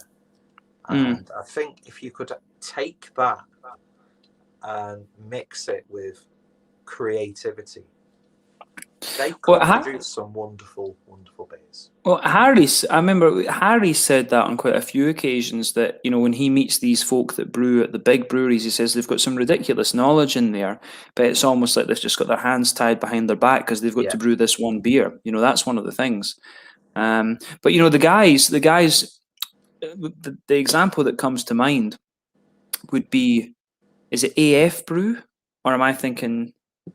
It's either AF or Zagovor. I forget which one it is, but one of those two Russian breweries. Yeah. Those guys used to be. They were at Baltica, and they just started. Yeah, I forget which one it is. I think it might be AF. To be quite honest, I want to go and see their place. Once my Swedish passport comes through, I can go to Russia for 2 weeks visa free. So I'm like, this could be fun. But anyway, that's an opportunity. I would love to just fly to Moscow, train to St. Petersburg, and then back across. But yeah, no, that's because they were like, oh, if you come visit us and we'll do an interview or something. I was like, hell yeah. But yeah, no, that's definitely something I would love to do. But yeah, no, it's interesting. Deauville is a nice bit. I enjoy Belgian. You need to spell Belgian is not spelled like this. It's spelled Beljin.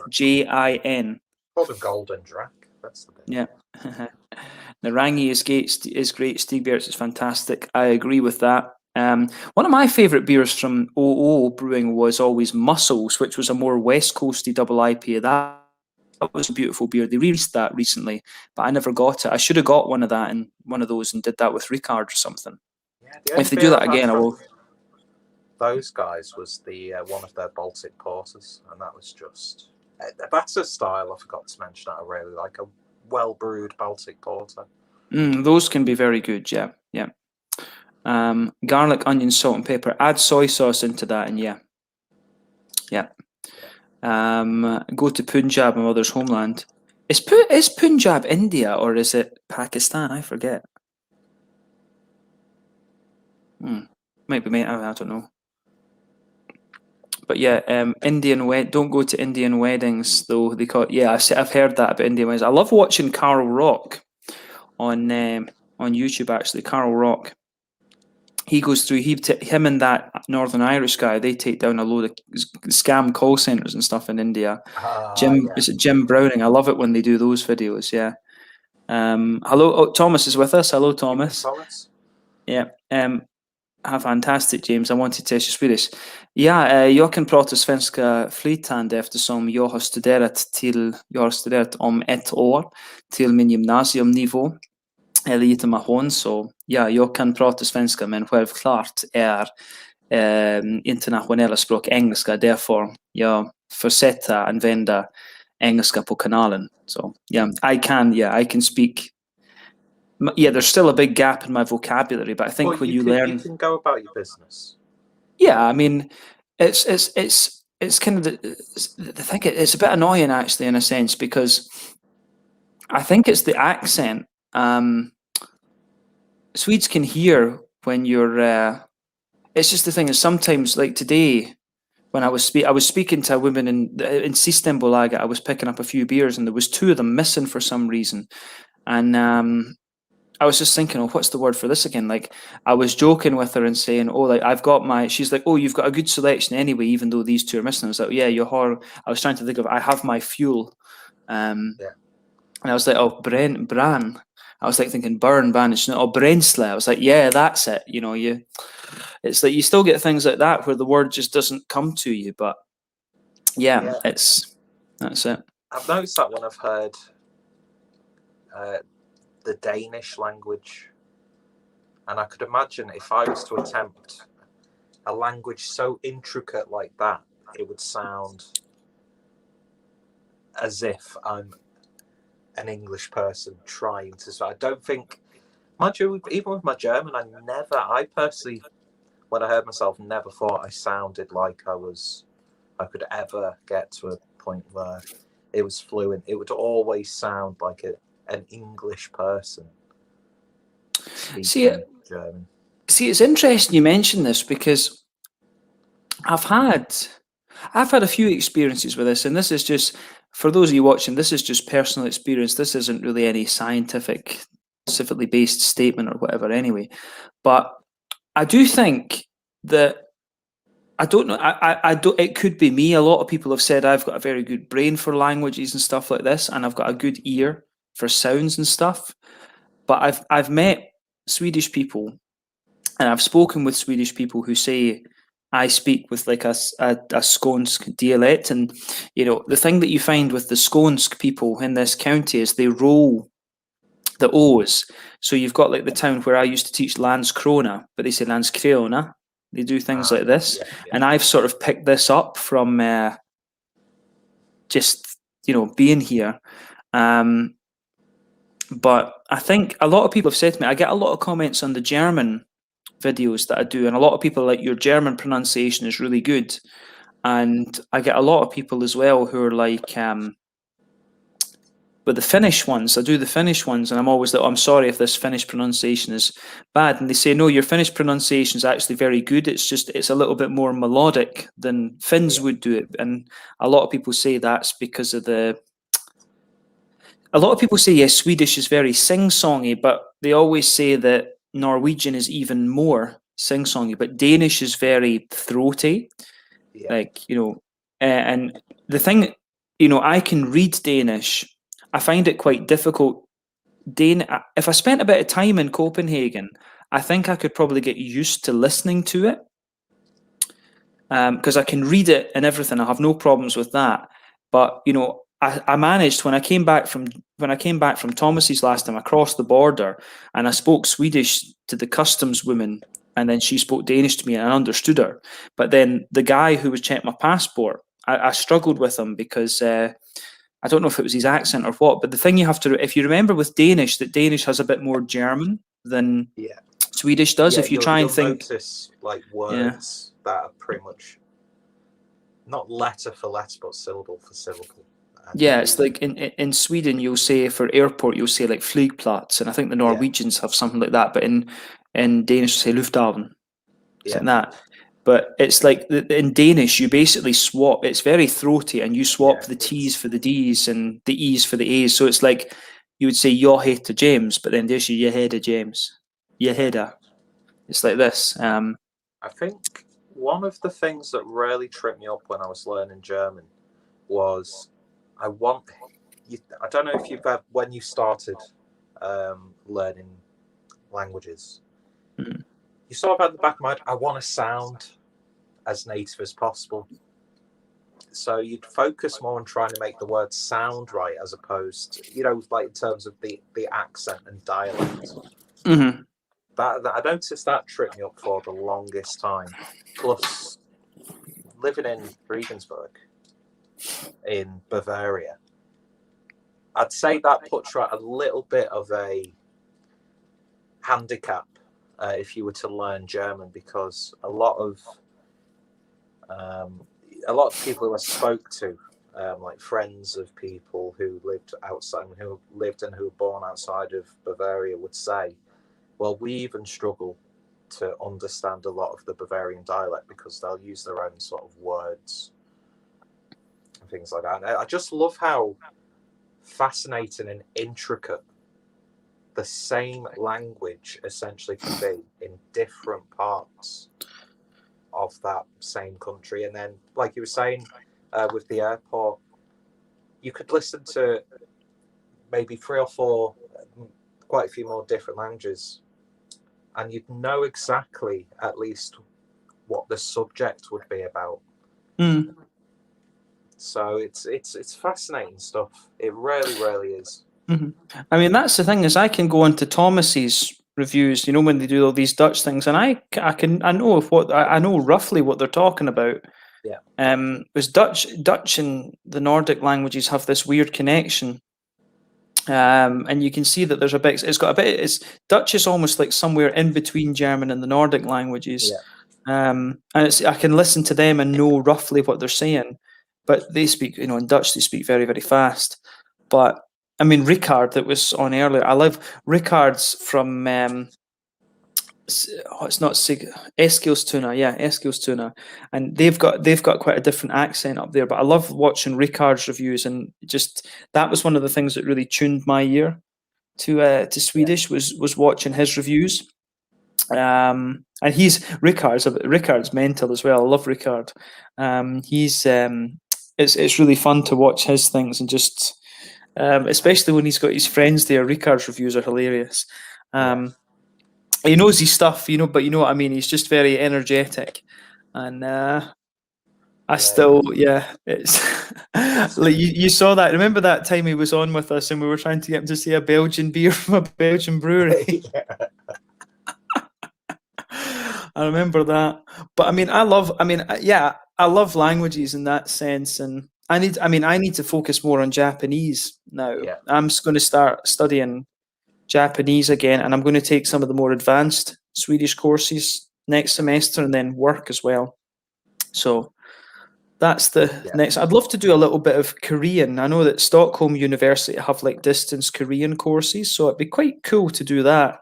But we'll see. Japanese has to be the focus now and maintaining the Swedish. Yeah, definitely. Absolutely. And that's probably one of the biggest things I regret about leaving Germany is not being a bit more conscientious to try and maintain and develop on my German. That's one thing I always wanted to ask you, actually, because the course that I've done in Swedish, it is essentially like the course that I did. It took you from nothing. It assumed you had nothing, but it took you to gymnasium level. So like for you, like A level, for me, advanced higher. It took you to the high school level. Did you not have an opportunity to do something like that when you were in Regensburg? Well, I did once a week for a few months. I did an evening class, a Deutsch als Fremdsprache course. And I think I was on, I can't remember how they categorized it, but I think I was on to, because I think they use the sort of like the decimal system, sort of like how we grade university grades, like for like 2 point. So I think I was on a 2.2.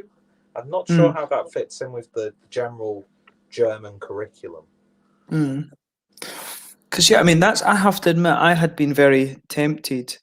Obviously, just this is in years past. I'd been very tempted to go down to. If I didn't have the little one now, I would be tempted just to go down to Germany for a year and do the same thing with German that I've done with Swedish, and just I'd be very, very tempted to do that. Or to be honest, I might even go. I would maybe go to Austria to do something a bit, to just be somewhere a bit different, like Vienna or something like this, just for shits and giggles.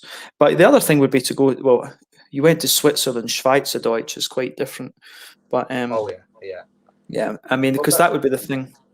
I think if I was to stay in Europe, and I think I love Europe, so that's very likely. But if I was to live if I'm staying in Europe, I think Skåne, Copenhagen, or Switzerland.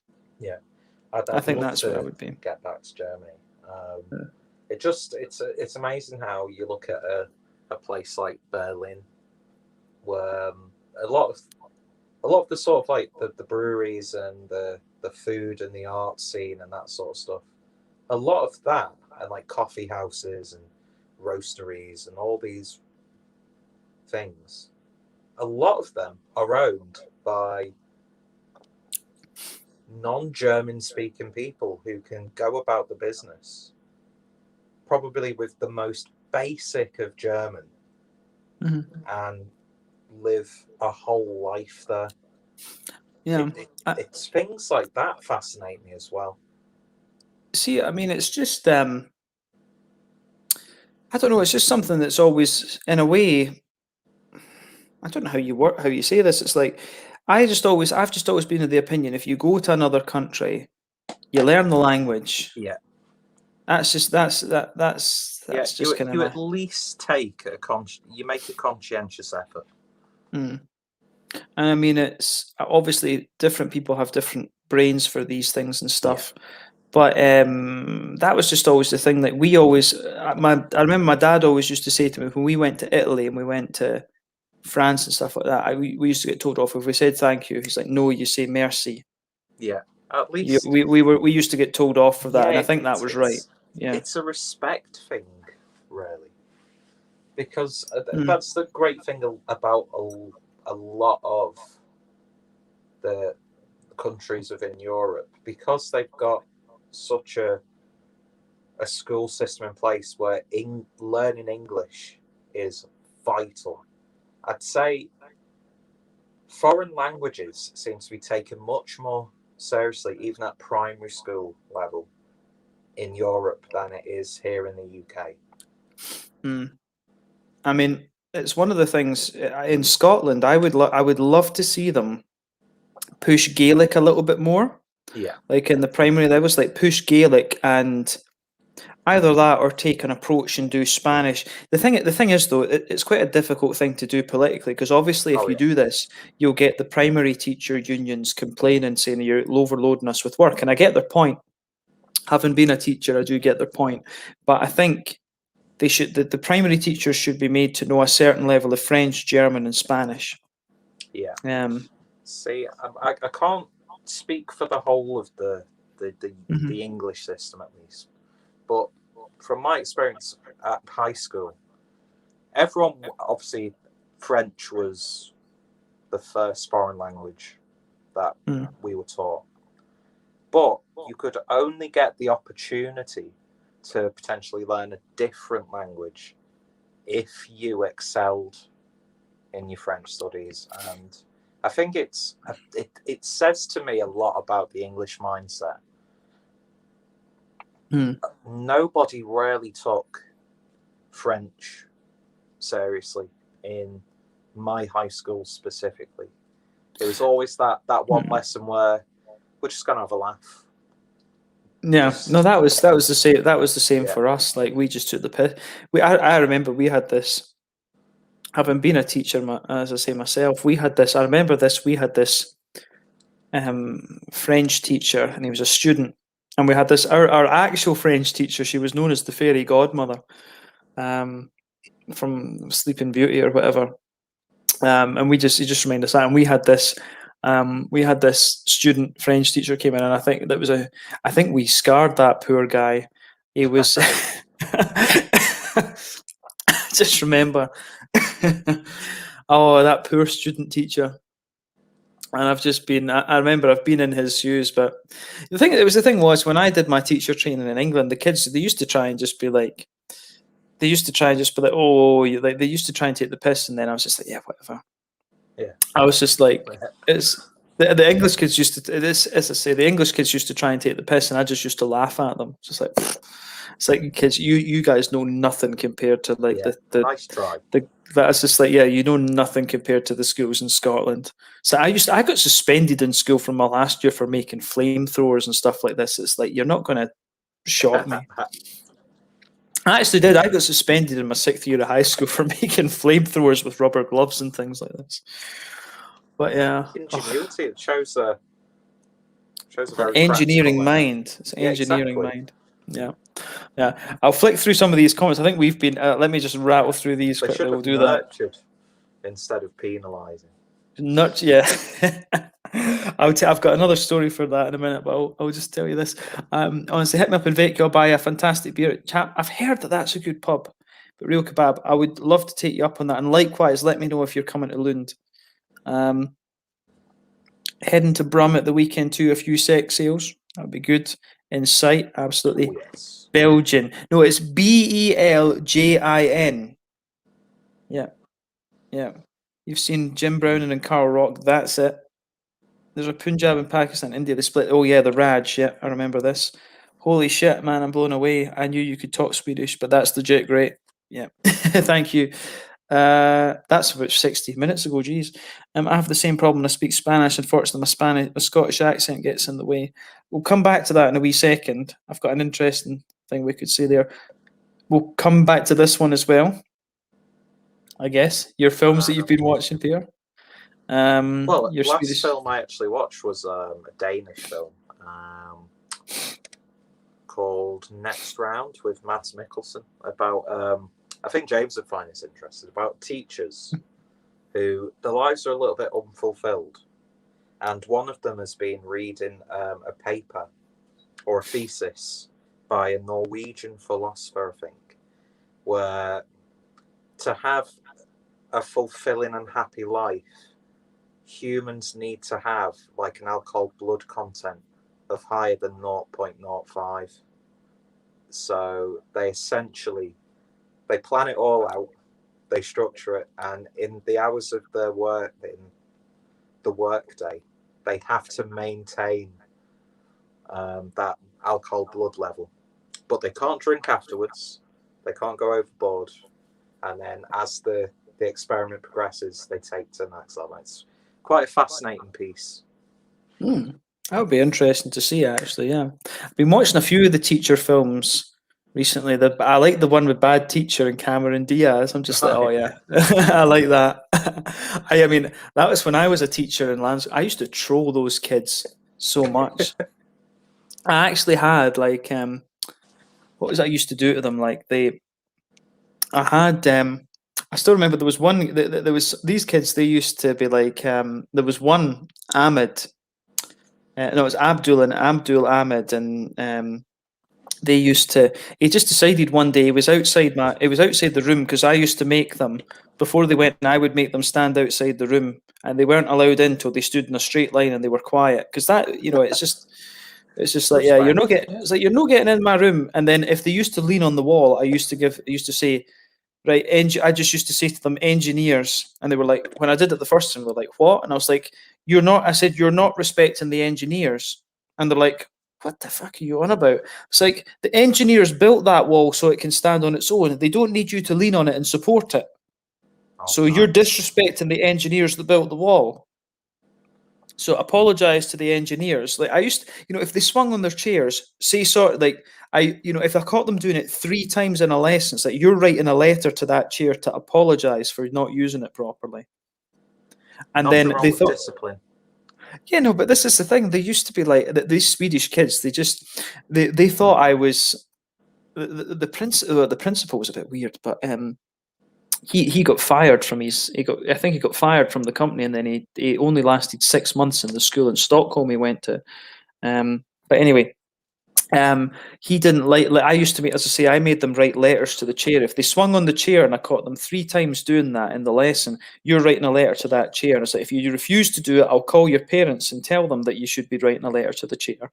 And they thought, oh, he won't do that. So I phoned the parents and said, look, I caught them swinging on the chair 3 times, told them that they shouldn't be doing this. So I said to them, look, I want them to write a letter to the chair. And they're like, they just said to me, like, what's your thinking there? I was like, well, it's that stupid a punishment. They're not going to swing on the chair again. And they're like, oh, that works. So they made them write the letter to the chair. Oh, nice. And then it got round. I did that within the first week, and it got round, oh, he will actually call the parents and just tell them this. And then one of the kids later, they said to me, oh, Mr. Marshall, we don't mess with you. And I'm like, all right, why is that? It's like, because you're mental. You'll think of something worse to do to us. I was like, exactly. At least it clocked on then. At least they could see what you were doing. So yeah, I used to love this. I used to tell them their maths books. It was quite funny. There was a wee Polish boy in my class, Julian. He was hilarious.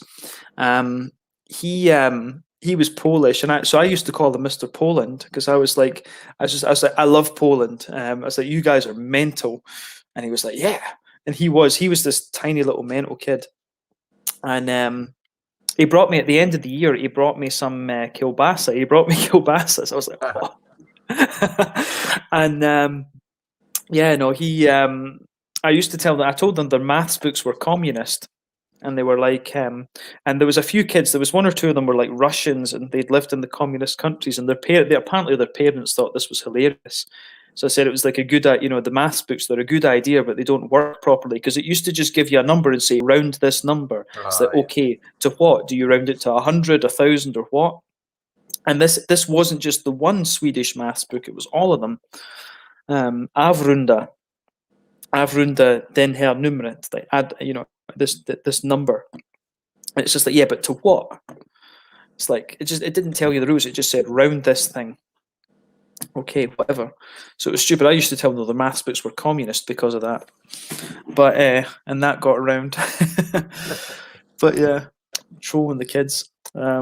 Yes, I'm getting distracted again. Rattle through these comments. Speak some Swedish.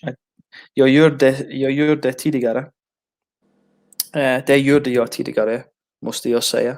Jag måste vara lite mer starkare på själv eftersom ordförråd och grammatikalagar kan man glömma ofta. Yeah. Vligveld. Okay. So Vligveld. I'm blown away by the Swedish and the Norwegian. Oh, Peter, have you seen that video? It's if you type in on YouTube the best arrest, Norwegian best arrest ever. There's this guy who's like it's hilarious. Like he's just drunk as fuck. He's absolutely smashed. And they put him in the car, and it's hilarious. He's just saying stuff, and like really, Norwegian's very sing-songy anyway. And he's like, he uses namen. And it's like, he's like, come again, kiss Paul. And he's saying stuff like, use the accelerator, turn on the fucking sirens. He's saying stuff like this. He's pissed out his face. And then they take him into the hospital, and he's just like the policeman's just like. The policeman saying, you need to be quiet, there's people here who are scared of you. It's like, you're standing right here and you're not fucking scared of me. And he's like, yeah, but I'm the police.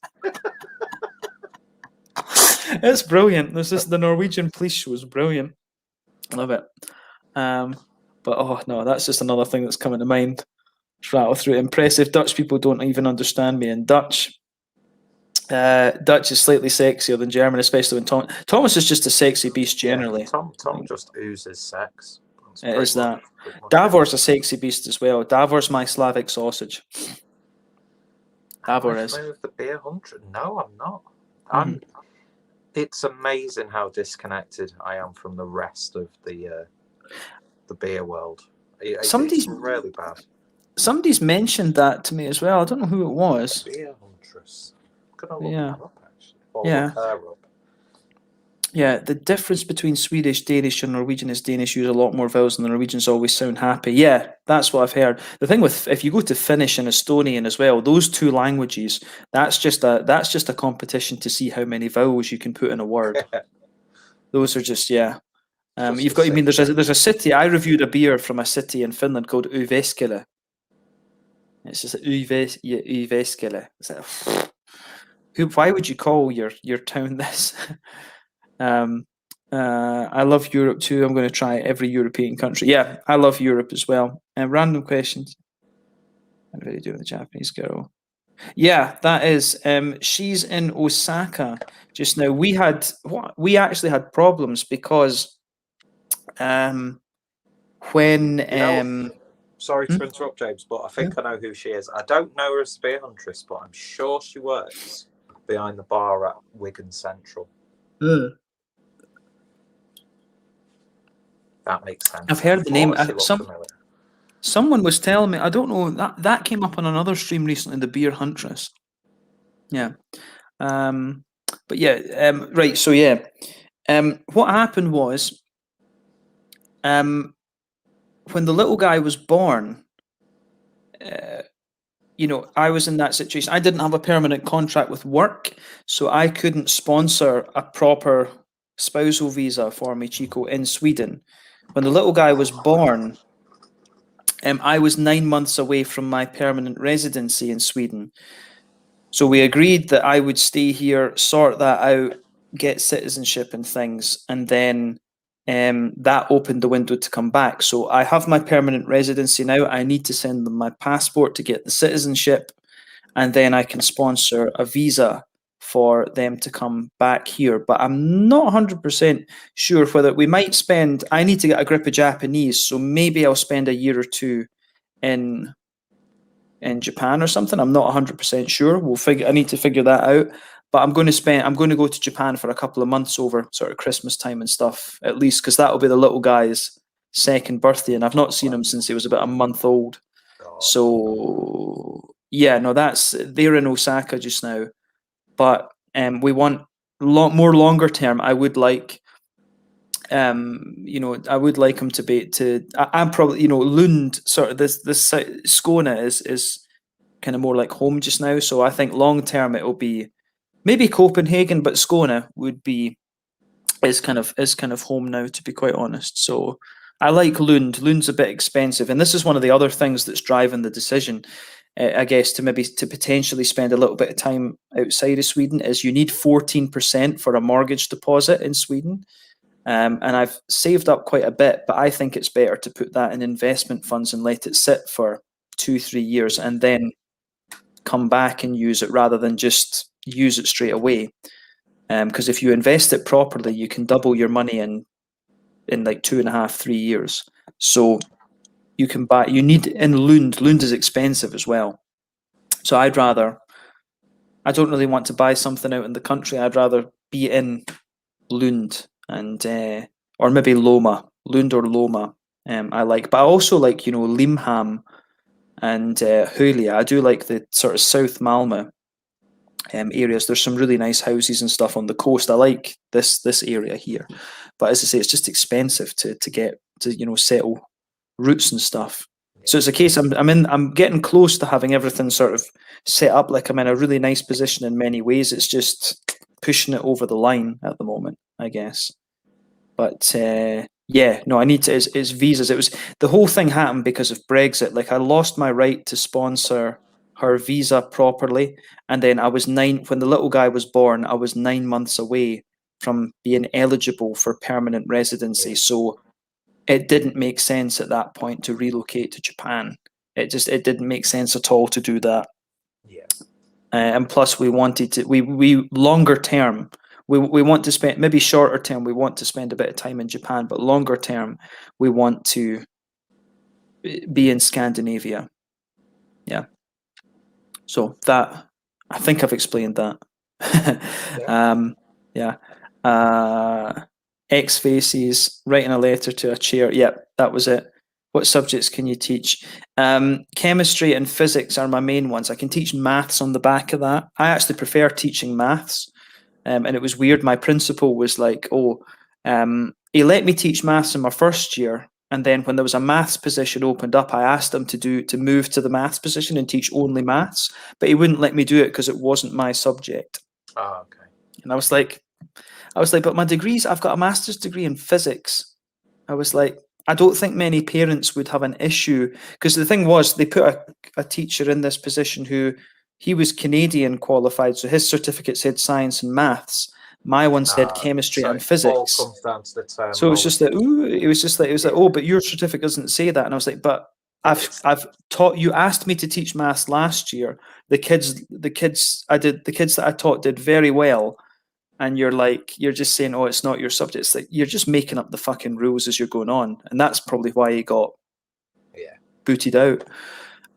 It's like, you can't really just ask me to teach maths one year, and then when I say I like it, can I do this full time? You can't just change your mind and do that. But yeah, chemistry, physics, maths. Oddly, in Scotland, it's weird in Scotland, if I had the Scottish license, they wouldn't let me teach physics. They would let me teach biology and chemistry because my physics degree isn't declared finished, because I can't be bothered writing another master's thesis. I don't like research that much. So I never wrote the thesis for I've got enough. I don't know if I could do a deal with them and claim it with extra credits and stuff. I don't want to write a thesis. I can't be arsed doing a research project. But yeah, but I could teach English as a foreign language probably as well. And I think I've got enough credits to teach through the Swedish system. Now that I have my gymnasium Swedish, I could probably get history and economics on my certificate as well if I wanted to, because in Sweden, if you have 90 credits, which is like a year and a half full-time study, you can teach it. So once I do the next Japanese courses, I could also teach Japanese if I wanted to, which is quite funny. But I think that's good. It's a flexible system, actually. Got a bail. You've got a. Yeah, no, I need to drop me a message through Instagram. I don't know if he's still watching, but drop me a message through Instagram. That would be cool. And then, yeah, sounds extremely similar to German. Wonderful lovers. Hang soon. Yeah, we definitely need to. Thomas, thank you for answering. I stuck around here. You answers Julia and Lund is fantastic. Yeah. And Sam, we've got Sam. Sam must just be waking up now. Love me some Pilsner Urquell. Yeah. Yeah, well, that's it. I think we're getting very close to the 2 hour mark. Maybe this is a good point to do that, because I need to get I've got enough time for about 3 hours of sleep before. I need to make my lunch for work tomorrow. So. Yeah, no, we can stay behind the scenes and chat a little bit, but yeah, no, it's been interesting to do this. We need to sort out another lager session, but what's next?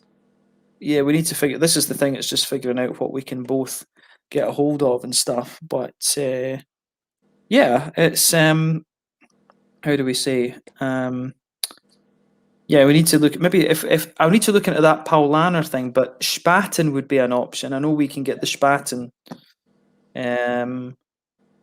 Schneiderweisse might be an option as well, because the thing is, through the temporary things, we can get quite a few stuff. So I can keep an eye on the German releases, And if we get Yeah. Aventinus or something, maybe we can do Aventinus. And the good thing is we can just get what we can. Doesn't necessarily have to be drank straight away. It can be left for a little while.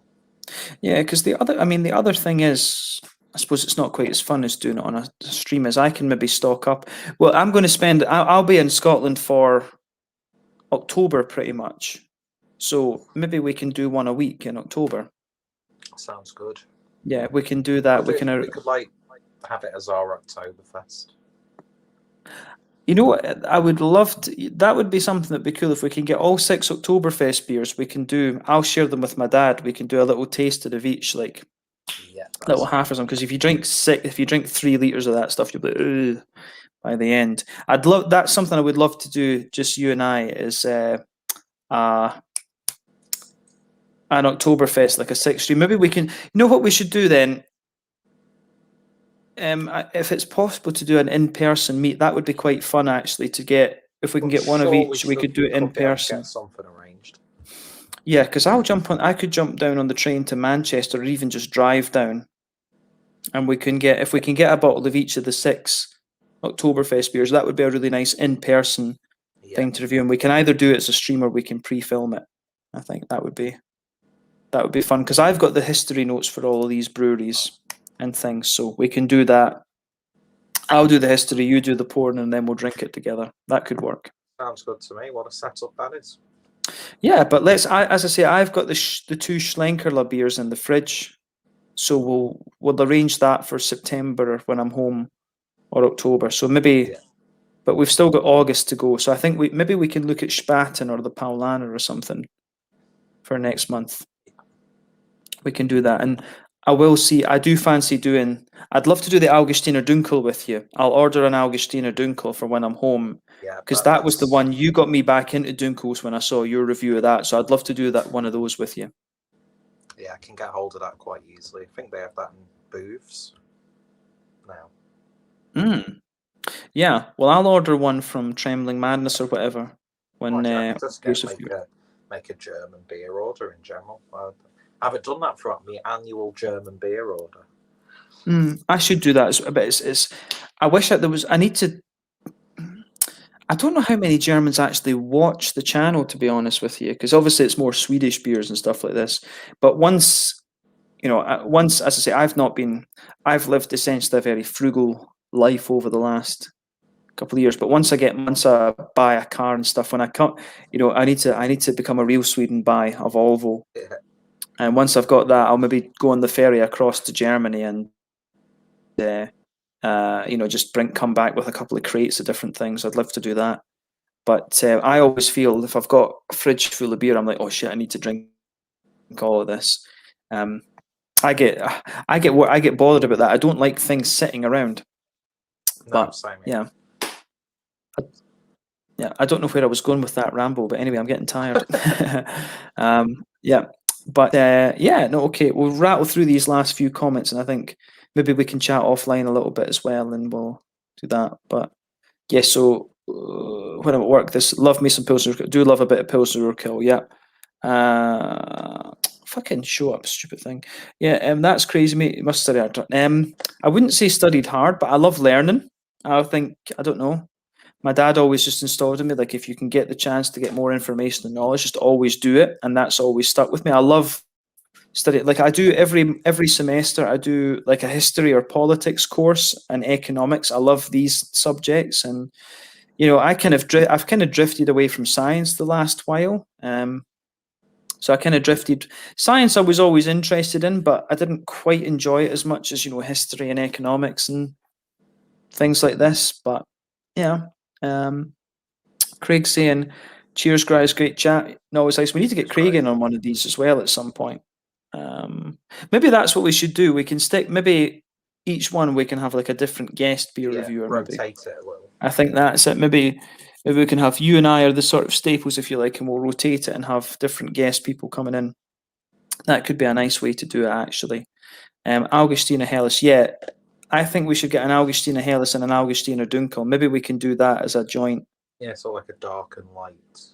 Yeah. Thematic sort of approach. Mm-hmm.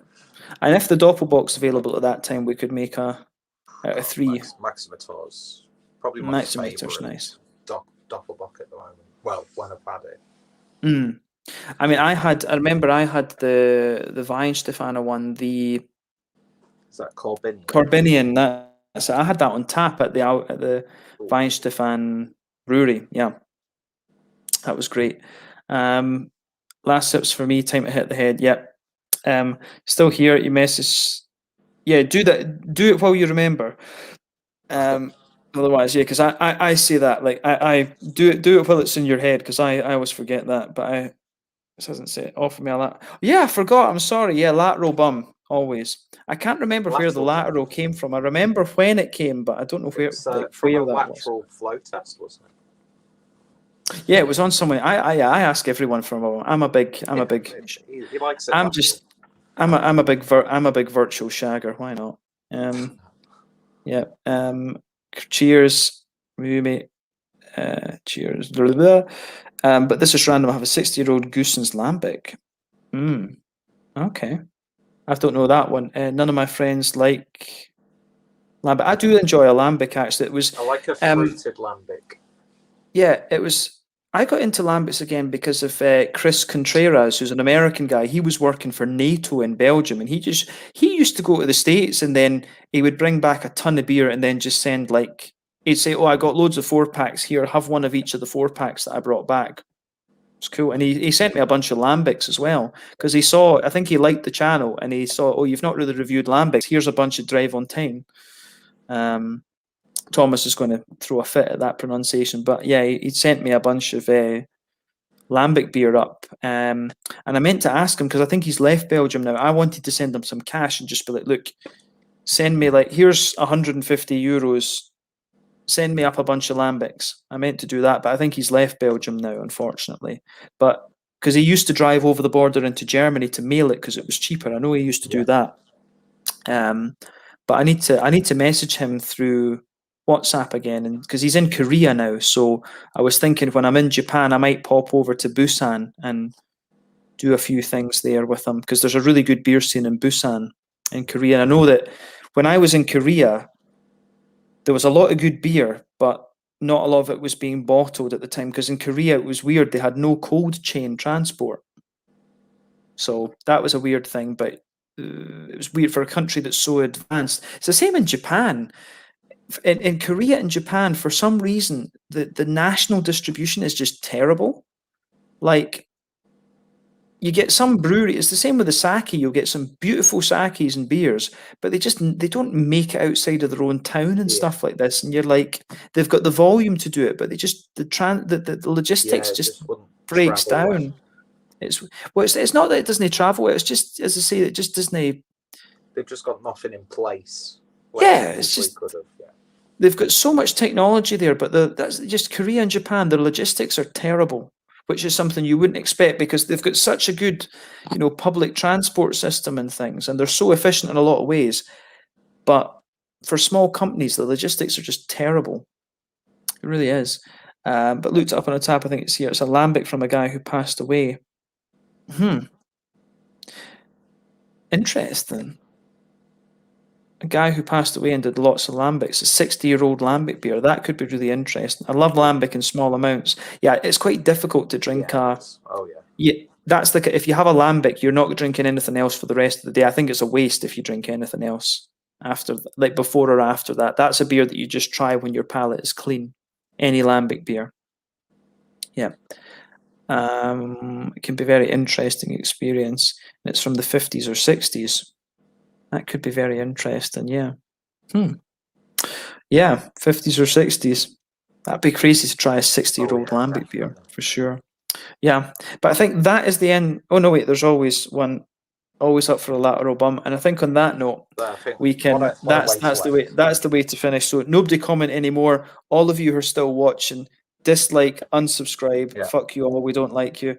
But yeah, no, seriously, it's been nice to have you. So I hope you guys have enjoyed this one. A little bit different, as we say, compared to the other ones, but we never really talked about the difference between the can and stuff. It's always weird how these streams can go a little bit off and things like that. But yeah, no, we'll do that. We'll arrange another one. at some point. Maybe we can do it. Maybe we'll do another. This one's turned into more of a kind of chat stream rather than a focus. So maybe we should get Pilsner Urquell again and do a proper review of it. Almost. We did a proper review of the bottle. Yeah, we did the first. We did a review of the bottle, but not really the can and stuff. But yeah, I guess. But yeah, because maybe what we should do with these in the future is we'll say like first hour we'll do like the review. We'll cut it so that it stays as an episode, and then we'll open up another stream afterwards. Yeah, I think that's the option. That's because this has turned into more of just a normal stream, to be honest, than a review. So yeah, I think that's what we'll do in the future. We'll say, right, first hour we'll do the review, we'll cut it there, and then we'll restart as a stream within 5 minutes or so. I think that's the best option for these kind of things. Yeah. Cool. Right. Well, yes. Yes. Yes. Well, love the dislike. Thank you. Yes. Cheers. But yeah, guys, no, thank you for all of the likes and dislikes and subscribes and unsubscribes, whatever you've done. I don't care. It's not about the numbers, it's about the fun. But yeah, guys, no, thank you for watching. One thing that will appear on the channel as well that I need to film in the next little while, I'm going to pick out some, well, once I get through this ridiculous supply that I have, I'm going to try and pick out some Swedish classic beers and film some reviews in Swedish. So that'll be fun. Så ja, jag har en flaska av Närke Kulturbryggeri's what the hell is it called now? Stormax Porter. Så jag vill filma det som min första ölrecension på svenska.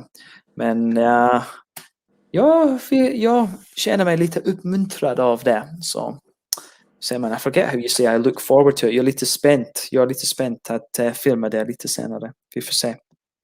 But yeah, I've got, so there's a beer, one of the really famous Swedish craft beers is Stormax Porter, and they released a special version of that. There's loads of different vintages and stuff, but they re-released it through Systembolaget, and I've got a bottle of that, and I think that's going to be my first Swedish review. I've already tasted the beer, and I think that's one of the things, my Swedish reviews, I don't think I'll do like originals, if that makes sense. I'll do like re-reviews in Swedish, because then I kind of know roughly what I want to say already. Yeah.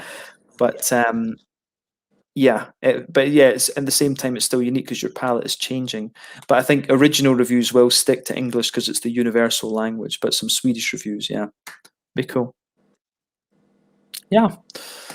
All right. Yeah. Sorry, I'm rambling on and keeping this. But right, guys, let's sign it off there. Yeah. Närke är otroligt bra. Yeah, they're very good. I do like that's another brewery I want to get something for you from, Peter, is Närke, because these guys do the English and the German beers. They did a Doppelbock, and I was annoyed at it because they said it's a Doppelbock, but it was like a very strong Maibock. That's the one thing that annoys me about Närke, is they always say it's these in Örebro Brygg. No, it wasn't Örebro. It was Nynäshamn. No, there was another thing. A couple of the Swedish breweries, they say Doppelbock, but it's like a Maibock. It's like a very strong Mai Hellerbock. That annoys me because I wish they would just call it Doppelhellerbock or something. Yeah, I wish they would be a little bit more, because when you think Doppelbock, you think like the more dark.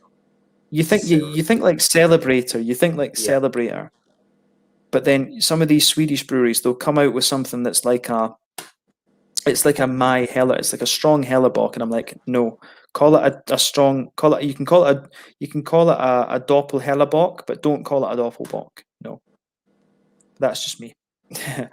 Yeah, but anyway, yeah, just get that fucking done. And I wish, and see where we're at it. More Swedish breweries need to do Scotch ales. I think I've got one in the fridge actually from